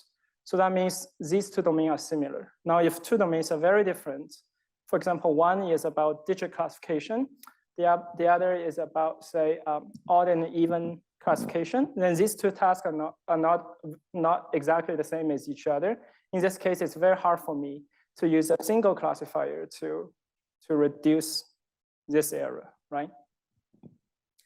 Okay, so why this kind of like generalization error analysis is useful? Because for now, since the lambda star is a constant here, why not we just trying to design an algorithm, say a bound minimization algorithm, by just minimizing the sum of the first two terms. So that means I want to find a paradigm which on one hand minimize the error over the source domain. So that's doable because we do have label data from the source domain. And on the other hand, I want to make sure the training, the source and the target domain are close, and there's some distance or divergence measure D. So if you think about this kind of paradigm, that's precisely what we have like introduced using the domain adversarial training or domain adversarial neural network, right? Because the goal of the domain adversarial neural network is to show I want to induce similar distributions on one hand, and then simultaneously I want to ensure my source error is small. So you can then understand the domain adversarial training is actually one algorithmic paradigm try to instantiate or implement this generalization analysis by ignoring the last term. Okay, great. Now, a natural question is this kind of like approach guaranteed to be successful? In the sense that if I can minimize this objective function, hopefully in a global sense, if that's successful, can I also expect my test error to be small? So in order to answer this question, let's start from a simple example. The example here is very like a simple in the sense that it's just a one-dimensional feature. So here, the x is just a real number. So that means your input is just a scalar, and it's about binary classification. Okay, and on the left-hand side, I have like two classes, and that's your training data. So your training data lies between -1 to 0. You have two labels, 0 and 1. And they are like evenly distributed. Say 0 and 1 have like a uniform distribution. And you also have like a target domain. So target domain is x between 1 and 2. And again, it's a uniform distribution. And the ground truth label is also 1 and 0 with 0.5 probability. Now, if you only have label data in this example from the source domain, there's no way for you to expect your classifier will generalize well to the target domain because their support are disjoint. Unless you have any like inductive bias or your prior knowledge about your target domain, there's no way for you to believe any algorithm will be able to extrapolate well enough over the target domain. So let's try to apply our paradigm. But before doing that, recalling this example, does exist a single classifier that is perfect simultaneously for both domains. And this single classifier is just a segment classifier. Say it predict everything between -0.5 to 1.5 to be 1, and elsewhere 0, right? So if you check this classifier, that's optimal simultaneously for both. Great, so that means lambda star in this case from our problem is 0. Now let's try to apply our like feature transformation paradigm to see whether we can try to aim for good generalization. And the one way for me to achieve this goal is simply apply translation, right? So I can translate my source domain to the right by 1 unit. At the same time, I can translate the target domain to the left by 1 unit.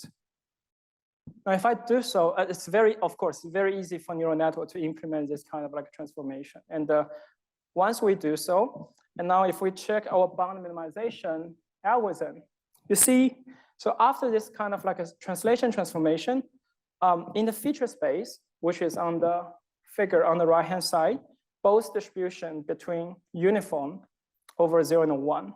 So the distributional distance, no matter what kind of like a discrepancy measure we're going to use, it's 0. So that's great. And since I only have label data from the source domain, I can also train a very simple classifier. In this case, it's an initial segment, which predict everything beyond 0.5 to be 1. And that's also optimal, right, for your source domain. So that means if you check the training error, that's 0. And you check the discrepancy measure, that's also 0.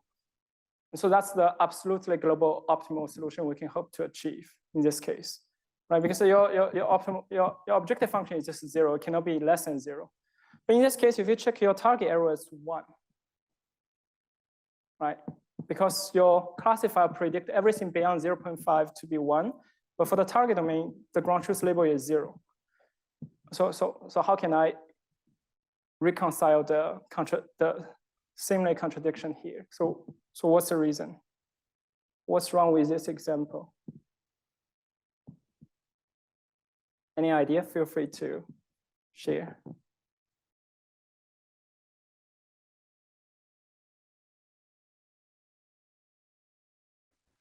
distribution between S and T not actually 0 because you need to consider the joint distribution of X and Y?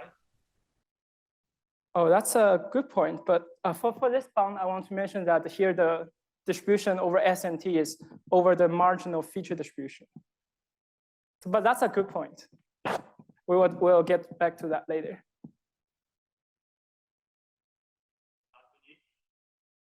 Could you say again? Right. In this example, you can argue that maybe you can find another transformation that helps you to avoid this problem. So that's true. But the fundamental problem here is that if we go back and check our generalization bound, so the generalization bound is always correct. There's nothing wrong with the bound itself. But this one term, which we ignore in the design of our algorithm, which is the third term, the lambda star. And you see lambda star in this case. Can anybody tell me what's lambda star after the feature transformation? Recall the definition of lambda star is the optimal error, joint error one can hope to achieve using a single classifier. So that's the definition of lambda star. Yeah, over the feature space, yes, over the after shifting. So what's the optimal value of lambda star in this case? That's 1, yeah, precisely. That's because after the translation, you see the label are completely flipped between the two domains. So that means for every single X, no matter what kind of classifier you're going to construct, it has to make at least one error over one of the two domains because their label are completely flipped. So that means if you measure the joint error of training of the source and target domain and you take the sum, that's 1, right? And no matter what kind of classifier you're going to construct. So that's the problem, right? And so the key message here is that just matching the feature distribution is not sufficient. But in this particular illustration, as one of you has already pointed out, maybe that's because my careless in choosing my feature transformation, right? Because you can say, I do not use the translation as my feature transformation. I use a reflection plus translation. Say, at the same time, I try to flip the x-axis for my target domain along the vertical line. In this case, I can try to avoid this problem, right? Okay, so but unfortunately, that's also not sufficient because let's start a sort of a general problem setup. The general problem setup here is maybe in order to understand the whole situation here, what we are doing is we start from some input X, and then I try to design a feature, let's call it a G. And for every feature, we will have an induced distribution over Z. So throughout the lecture, I will just use Z to denote the feature space. And then over the feature space, I will construct a classifier H. And to get some prediction, let's call it Y hat. So here we do not make any assumption about what kind of feature you want to use. It can be linear feature, it can be nonlinear feature, it can also even be randomized feature. And also we don't make any assumption about what kind of classifier you're going to choose. You can choose, say, nonlinear, like a very 100 layer, like a deep neural nets, that's also fine. But still in this case, we have the following, the so-called information theoretical lower bound hold. So the meaning of this bound is if you measure the end-to-end classifier. So here the end-to-end classifier is just the composition of your feature with the classifier over the feature, right? So G composed with H is the end-to-end classifier. Now if you measure the joint error of this composed classifier over both your source and target domain, and then you compute the sum. Now the sum has a lower bound, and the lower bound is non-zero. So the first term in the lower bound is just the distance of your marginal label distribution between the two domains. And the second term in the lower bound meaning how close your features are in the feature space. Now, if we look at the nature of this lower bound, it basically say if your marginal label distribution are different, so that's a constant. That only depends on the problem we have at hand, right? What we have control is the design of the feature. So we can try to design feature to make the second term on the right-hand side to be as small as possible, right? We can make it 0 with powerful neural nets, but that will only increase the lower bound. At the same time, since I don't have any label from my target domain, I can only aim to decrease my source domain error. So combining these two dynamics together, so that means if we just train the domain adversarial neural network, try to minimize the source error, at the same time try to match the feature distribution, because the lower bound gets higher and the first term gets smaller, so your target error will inevitably increase. So that's actually complete the opposite of our goal, because our goal is to minimize the target error. But this lower bound, if you interpret it correctly, it basically say that you will only increase your target error. Right. Okay, so why that's true? Why we can expect this kind of like a seemingly contradictory behavior to happen? So again, that's a natural result of a data processing principle, because our goal is to make sure the features, marginal distribution of features are closer to each other in the feature space. And since I don't have like label data from the target domain, I can only use the classifier trained from the source domain for prediction. So that means I have to use the same classifier in domain adaptation for the test phase. But no matter what kind of same classifier we're going to use, the induced distribution of the classifier will only get smaller because of the data processing principle. But my marginal distribution are different. So that means at least over one of the domain, I have to make a large error. Otherwise, it's not possible to have similar output distributions. If you think about it, that's exactly the same principle we've seen yesterday for fairness. That's also explain why for fairness, we can also see a very similar like lower bound with the price we have to pay to achieve statistical parity. The only difference is that the specific form of the lower bound is different. It's different because we have different choice of divergence measure, but the high level interpretation is the same. Because this, at the end, what we're trying to achieve here is we try to achieve independence of the feature across certain attributes. In the context of statistical parity, the attribute is the protected sensitive attribute. And in the context of domain adaptation, you can understand the attribute to be the group index, whether it's coming from the source and the target domain. Right, so this kind of like a constraint is problematic, especially in the domain adaptation setup. So let's see some concrete experimental results to illustrate the idea.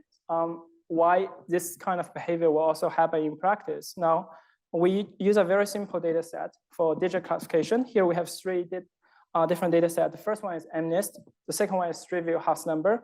And the third one is USPS. And each task is the same, about 10 class classification. But now if we look at the marginal label distribution of those three data sets, you see for MNIST, that's almost uniform. So that means 10% for each of the digit. For USPS and the street view house number, that's not uniform. So we have larger probability or probability mass for digit 1 and 0, respectively. So that means if over these three data sets, if we measure the distance of the marginal label distribution, they are strictly non-zero. Great. Now let's see what's the empirical performance of those domain adversarial training for domain adaptation over these three data sets. And so here, different color represents different data sets. Red corresponds to the source domain, and the blue corresponds to the target domain. And for each of the figure, the horizontal axis corresponds to training iteration. And then the y-axis corresponds to the test accuracy. So ideally, I want to see increasing trend for the test accuracy because that's my goal. But now if we fit a linear regression for this, like the green curve, which is the test accuracy across the training dynamics, we see the slope for each of the figure is negative. So that means with training goes on and on, if I do a better job in terms of matching the two distributions, I actually only hurts my target error. So this happens precisely because the marginal label distribution of all the data sets in this example are different. And we are doing as training goes on and on, we're doing a better job in matching the two marginal feature distribution and simultaneously minimizing my source error. Yes. It's the target accuracy. Yeah. Okay, great. So Now, so there's also one illustration of the so-called negative transfer, because we are trying to increase my target accuracy, but the better we're like doing our job in minimizing the objective function, actually the worse the target accuracy. So now let's see how to potentially provide another way to understand the generalization performance of training a single classifier from different domains. So here, to make everything more clear, I use the subscript X to denote this term from the input space. Now the theory is always correct. We can always like apply it either in the input space X or over the feature space. So that means I can apply the same theory once again, but this time over the feature space. But over the feature space, I will use Z as my subscript, because nevertheless, we can understand the source and the target domain from the feature space, right?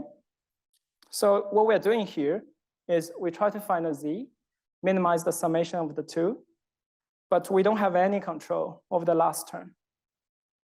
And the last term is intractable to compute during training, because that requires us to find the optimal predictor for both domains. And in domain adaptation, we do not have any label from the target domain, so there's no way for us to measure the value of Z star in this case.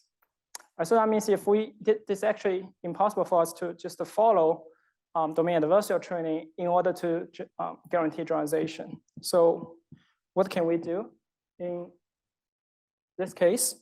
So we try to provide another way to look at the generalization problem.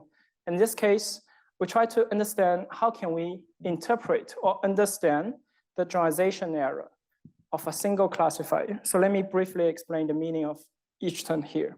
So let DS and FS to be the training distribution. So DS is the marginal distribution over your feature, and FS is the labeling function.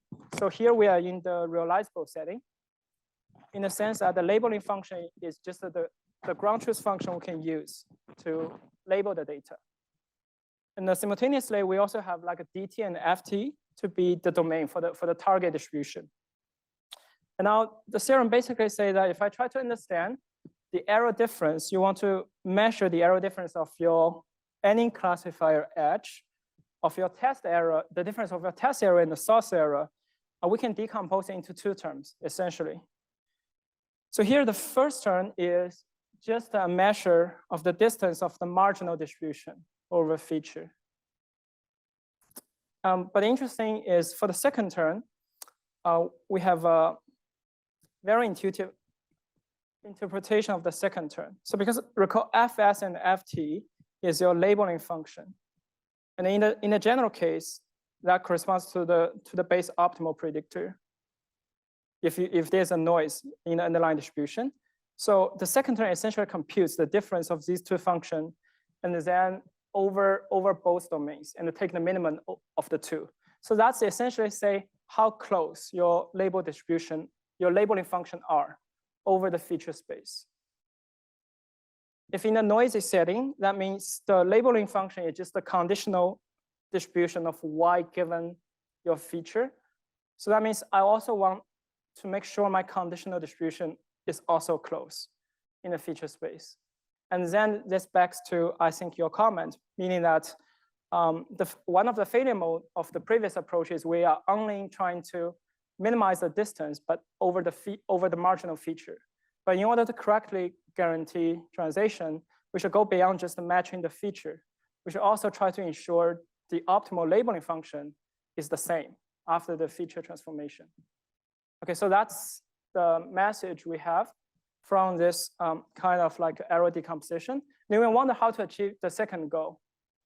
It's impossible in the context of domain adaptation, unfortunately, because in domain adaptation, we do not have any label from the target domain.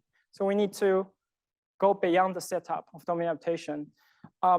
One way to go beyond the setup of domain adaptation is we can try to make some assumption about the data generation process in the sense that why not trying to provide a model so that under the model I can relate to the training and potentially test distribution. Now, one way to instantiate this kind of model is using the so-called graphical model, probabilistic graphical model, Or later we will see that's also, you can also understand from a causal perspective. Now suppose here we have like a graph. So each node in a graph corresponds to just one random variable. And all the X corresponds to your input feature. And the Y corresponds to your target label, right?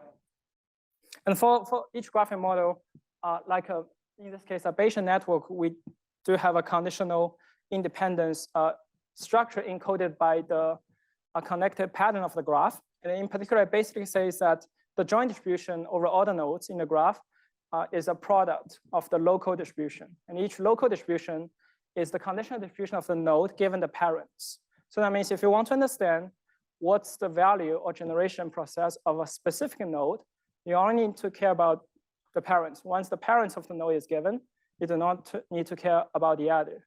Another way to understand this kind of framework is also known as the structure causal model, in the sense that it's a way to describe how the data are generated following this kind of like a graph. So each graph here is a directly acyclic graph. And in order to like sample a data from this graph, we just follow the topological order. So because it's a directly acyclic graph, there exists one node without parents. And for each node, we do have a way to specify how to generate value for that node.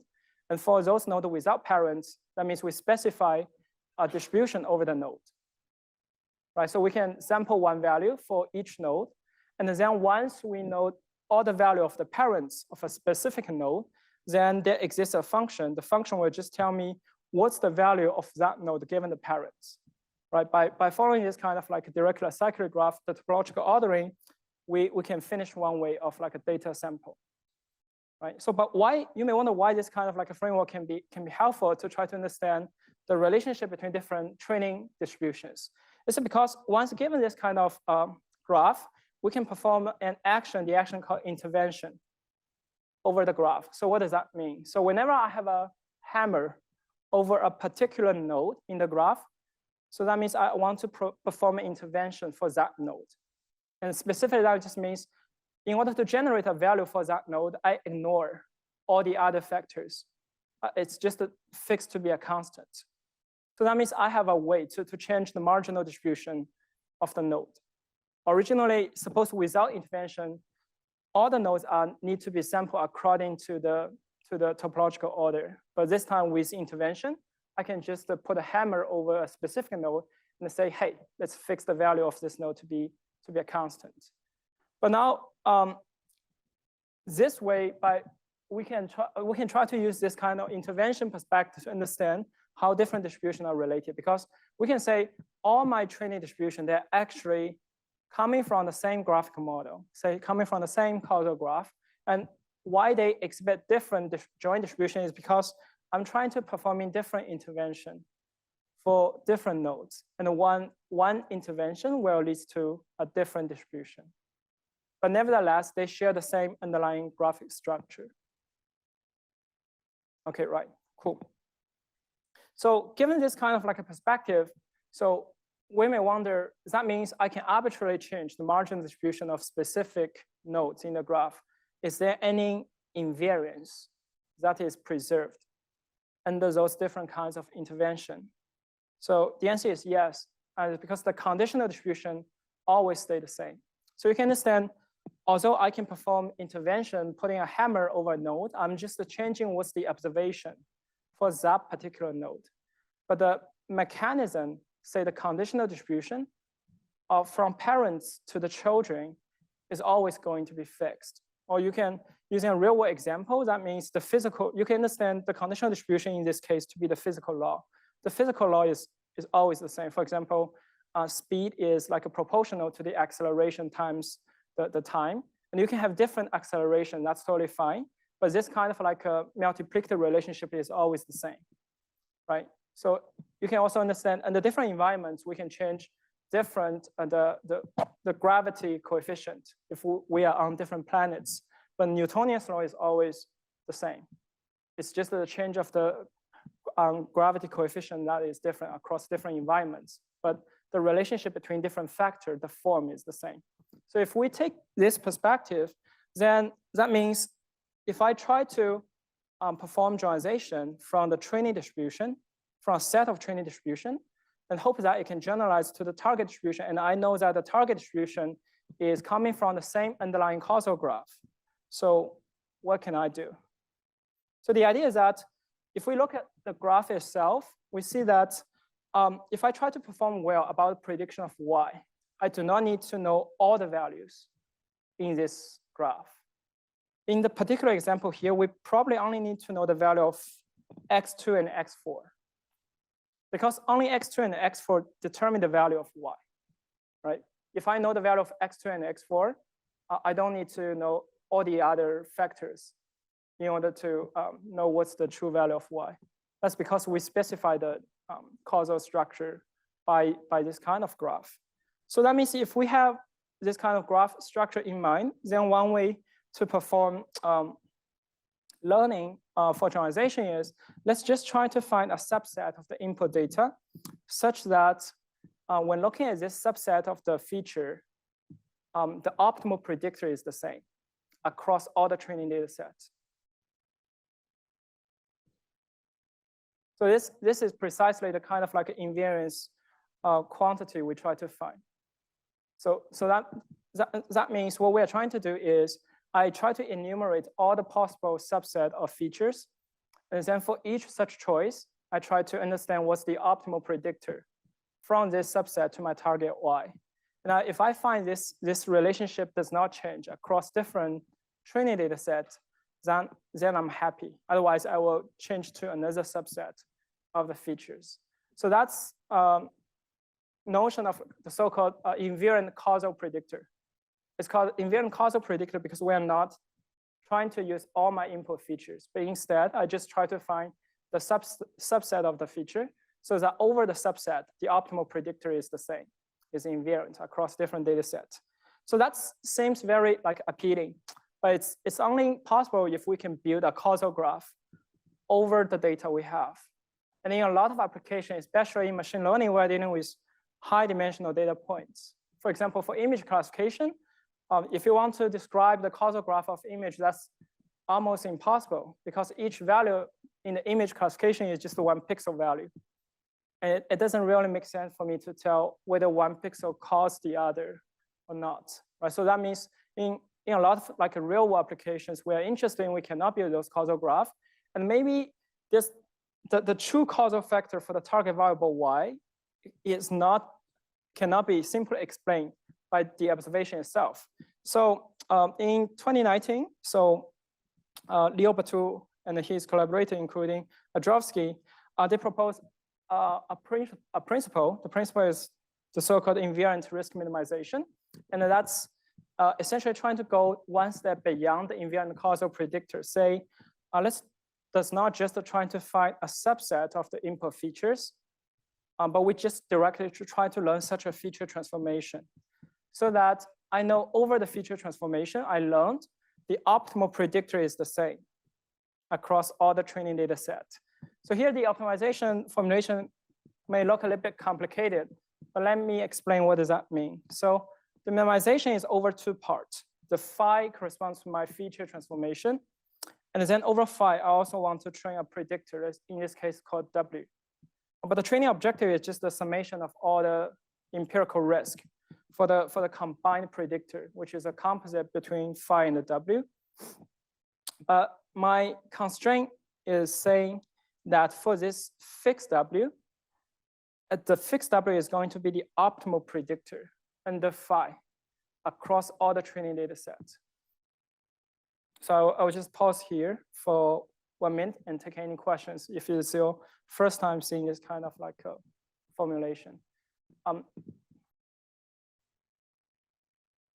Right, so the interpretation of this kind of formulation is I try to find a feature phi, which acts on my data so that I know over this feature phi, I can try to find a single predictor that is simultaneously optimal.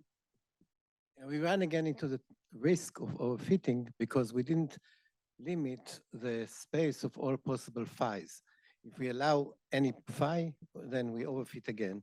Exactly. So we need to limit the space and have some notion of capacity of the space of potential phis. And that goes back to prior information, prior knowledge that we need. Yeah, so that's exactly what I will talk about later about the failure mode of this kind of formulation. Although it's pretty like well formulated from like a graphic model or causal inference perspective, but the caveat here is that this is only a necessary condition, it's not sufficient one. Because you can choose arbitrary phi, and there exists infinite many choice of phis that can lead to the same optimal predictor. And you know only one of them will give you the causal feature. But if we just formulate the optimization problem in this way, there's no way for us to distinguish all the possible phi. But nevertheless, that leads to a line of work in the literature because the original formulation is pretty complicated in terms of like from computational perspective. Yes, please go ahead. No, to comment that you talk about the causal structure or the real cause, but what is cause? We don't really understand it. I mean, I think that there is an issue here. We should not take it for granted that there is a cause and we know what is the cause. Right, but this is the like underlying assumption of this whole line of work. So assuming we know all the data sample from a single like a causal model, right? So suppose that's true, and then let's try to find what's the causal factor. But so the caveat here is that even if we assume all the distributions, they are sampled from the same causal model and the different intervention, this kind of formulation is still not enough. It's a necessary condition, but it's not sufficient. Precisely because I can find infinite many different feature transformation that leads to the same optimal predictor. Okay, great. Nevertheless, there are many follow-up along this line, basically trying to say, can we simplify the bi-level optimization problem using other kind of like criteria? And you can use like information theoretical concept, like minimize the conditional mutual information.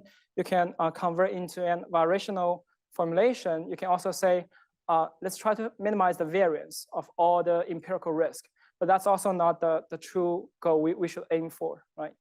Okay, as Shai already pointed out, the limitation of this line of work is, again, it does not actually guarantee small error difference because I only say let's try to find a feature transformation that can induce an invariant predictor, but there's no guarantee that the feature transformation is the ideal one. Say the causal one, even if there's like a causal graph we start from. And also it fails when different distributions are not from the same structural causal model, meaning that our underlying assumption of different distribution coming from the same causal model fails. Indeed, in practice, we are only given the data set. There's no way for us to detect whether they actually come from the same causal model or not, because trying to learn a causal model, say direct cycle graph, from observational data alone itself is like a not well formulated question itself because there are infinite many solutions for the same as the observational data. And enforcing the invariant optimal predictor is only a necessary condition, but not sufficient. But nevertheless, it's good to take one step back and see the two-line approach, try to achieve the goal of like robust generalization and the distribution shift. If we, using a feature transformation perspective, try to like understand both approach from the same framework, we see that actually it's trying to implement two complementary goals, right? Because when we say a distribution, we rarely see a joint distribution over the features and the label. And on one hand, the domain invariant features or domain invariant representation is saying that let's try to find feature transformation so that the feature transformation is independent of the group label. So that means I want the marginal feature distribution to be the same across different data sets. On the other hand, invariant causal predictor or invariant risk minimization and all the follow-up work says, I want to make sure my conditional distribution of Y, given my feature, is independent of all the group label. But you see, these are just the two ways, like two complementary criteria we can try to enforce to make sure the joint distribution are close. Because here the joint distribution we should really care about is the joint between the feature and the Y. And we can provide a decomposition of the joint distribution, say it's just the product of the features times the conditional distribution of the label given the features.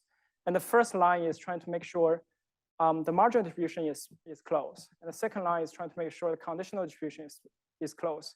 But either alone is not sufficient to guarantee generalization because we are only trying to minimize the discrepancy along one of the components. But really, we should try to make sure the joint is close in order to guarantee a generalization. Okay, great. So that's basically the two line of work, which is probably occupies the mainstream of the research in the past maybe 5 years. But very excitingly, in what follows, I'm talking about a new paradigms for transfer learning. If we have the capability to train large-scale, so-called large-scale foundation models. So before talking about that, let's try to take one step back and see what's the typical paradigm. Suppose we do have label data, a small amount of label data from my target domain. How this kind of like a small amount of label data can help us to achieve better generalization empirically.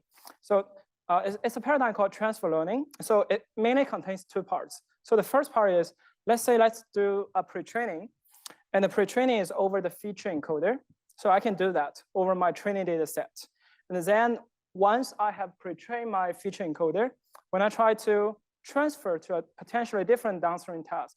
Now in this case, I do assume I have small amount of label data from my target domain. I can just fix my feature encoder, chop it off the task head from the original task, and then just to fine tune a task-specific prediction header. So that's called a pre-training and fine-tuning paradigm. So for example, for ImageNet, we can train a pretty strong feature encoder from say more than 1 million images, and then assume the feature encoder is good enough. But the ImageNet has 1,000 classes. For my downstream task, perhaps I only need to do 10 class classification. What I need to do is I just drop the original prediction head from ImageNet, and then I append a new, say, 10 class classification layer, and then fine tune my model over this new data set. So far, so good. But the downside of this kind of like a pre-training and fine-tuning approach is for each different downstream application, we need to collect a tailored data set and then train a separate task-specific header for that downstream task. But now, maybe you're already familiar with the progress of like a foundation model in the past several years. There are many different paradigms. Suppose we do have the capability to train the so-called foundation model, which is large-scale models, either for text or image, over massive data sets. So what's the typical choice for those type of foundation model? The first type is called the encoder model. And the encoder model is essentially the paradigm I just briefly described. It's like we try to train a good feature encoder. And then once the feature encoder is pre-trained, I try to preserve the feature encoder and then use the feature in different downstream tasks. Because you can imagine this like a perfect example of word embedding, because word embedding is trained over, say, large-scale Wikipedia data set to get a mapping from like a symbolic token to a continuous vector. And then later we just use the pre-trained word embedding for my downstream task, right? And also like another paradigm like the BERT from Google and its variant like Robota, etc. They're also encoder-based model in a sense that we pre-train my features over a massive data set, and then I will fine-tune it over the downstream task.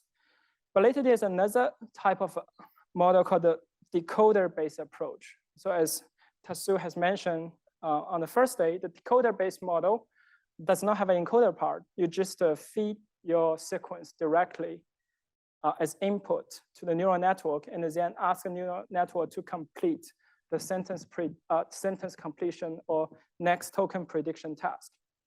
So let's try to see why this kind of like a decoder model can be useful for transfer learning and why it's like, from my perspective, provides a new paradigm for transfer learning. Because with this kind of like a decoder-based model, we do not need to retrain a task-specific head for each particular downstream task from scratch. So the way we're trying to achieve like a transfer learning for those kind of decoder-based model is, so the first step is still the same. Let's say pre-train a decoder model over a very large scale of the data set, say the Wikipedia or the electric books we can collect over the internet.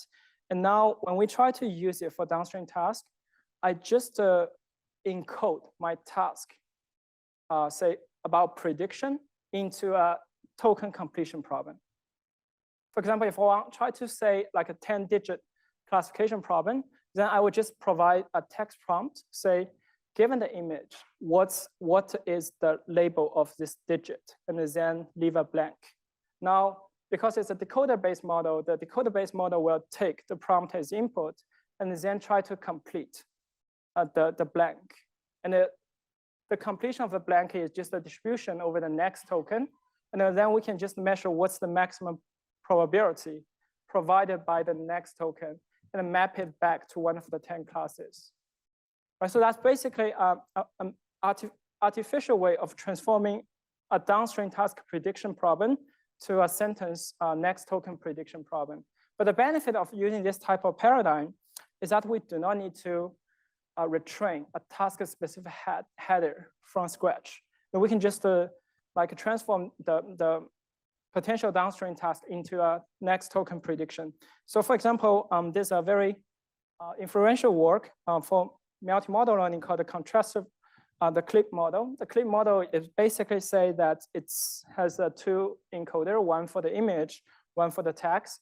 And then in order to perform a prediction task for the corresponding image, we will get the image encoding and the text encoding. But once get the image and text encoding, I do not need to train a specific header over the feature itself. I just compute which token for the animal. For example, if I want to do animal prediction, which token from the animal will maximize the similarity with the corresponding image. And then I say the token which have the maximum probability will be my prediction label. So this way, we actually can use the pre-trained model for all the downstream tasks, as long as we can specify a concrete label in terms of text token, right? And interestingly, this kind of like a paradigm is very successful, not just for pre-training and a specific downstream task. It's also very useful for the so-called zero-shot learning, meaning that even if I don't have any label data for downstream tasks, I can still try to use the pre-trained model to complete the prediction problem. That's because the pre-trained model is over the next token prediction. So that means it has already seen a lot of the different classes in terms of the corresponding word. And then in order to perform a specific task, we actually, there's a very like a magic trick, meaning that I have a pre-trained model.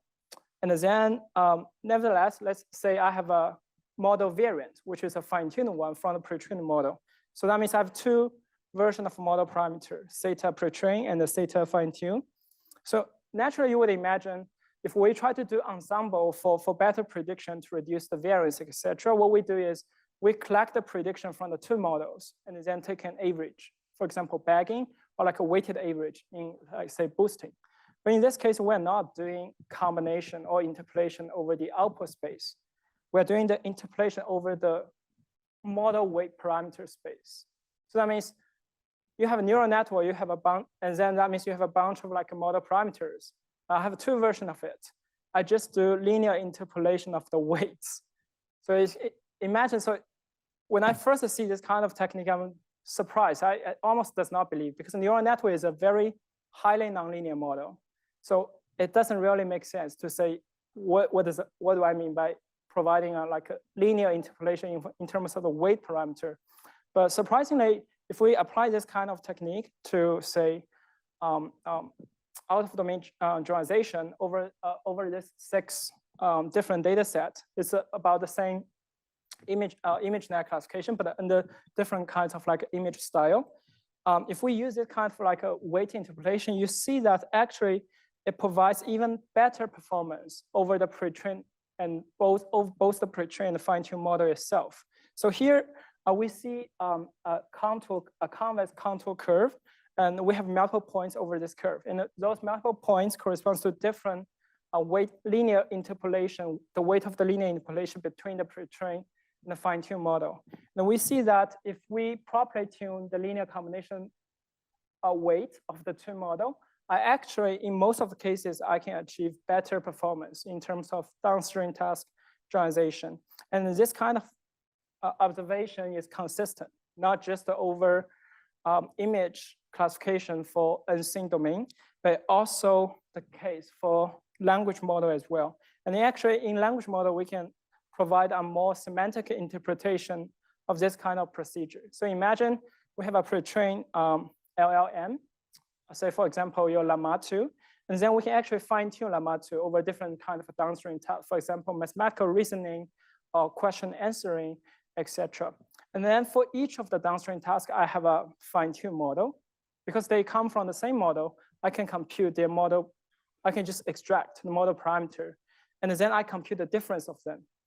And I claim that the difference of them actually provides a semantic meaning of the so-called corresponding task.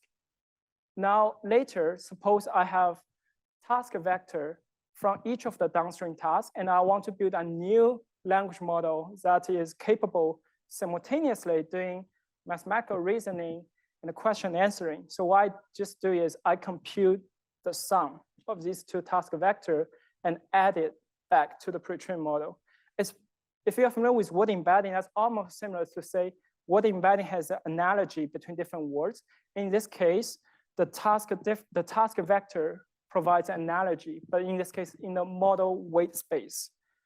This kind of technique is actually surprisingly successful in practice.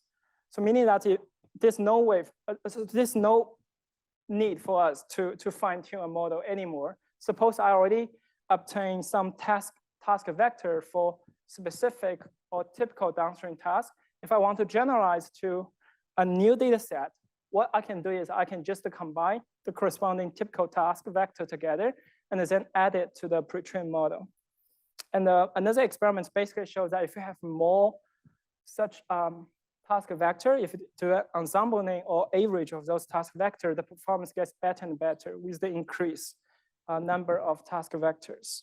So that's, to me, like a magic, because neural network, especially for large-scale language model, they're highly nonlinear.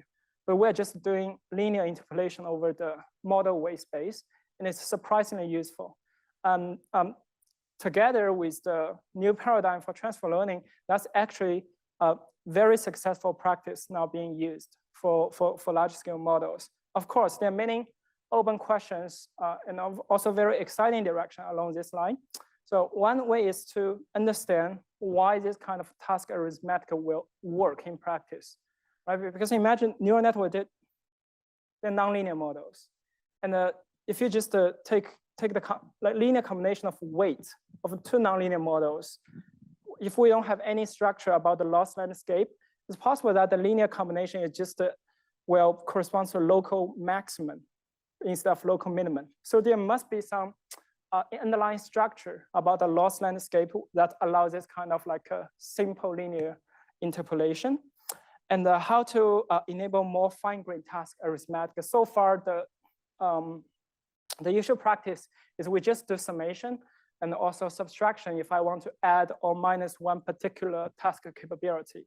But is there a more fine-grained way for me to collect these different task vector and then to do more meaningful task arithmetic? And also, one interesting question is, why is this kind of behavior only observable over large-scale models? For example, for the CLIP model and for those like Llama 2 and even like GPT-3. Why previously, because previously we can also play with neural network models, it's just a smaller scale. Why previously we didn't observe this kind of observation, right? Is there like a phase transition in terms of the scale of the model or the scale of the training data that can potentially explain or enable this kind of behavior? And also, is there any like a connection to the so-called flat minima or sharpness aware minimization? So that's my talk today, and hopefully I leave enough open question in the interesting direction to you to think about. To me, that's very exciting empirically, and also can be very successful for a new paradigm for transfer learning. From like a theoretical perspective, it's also a very interesting question because there must be some hidden structure about the loss landscape. Either it's like, say, the pre-trained model converge to a very flat minima so that if you just do like a perturbation, random perturbation from this flat minima, it does not change too much of your loss function. And then if you do like a task arithmetic that corresponds to a convex combination that can potentially lead to a smaller loss function. That's one possible, but there's no like a theoretical evidence or like a theory that can try to explain or provide prediction for this kind of like algorithm. Okay, great. So that's it for today. Thank you very much.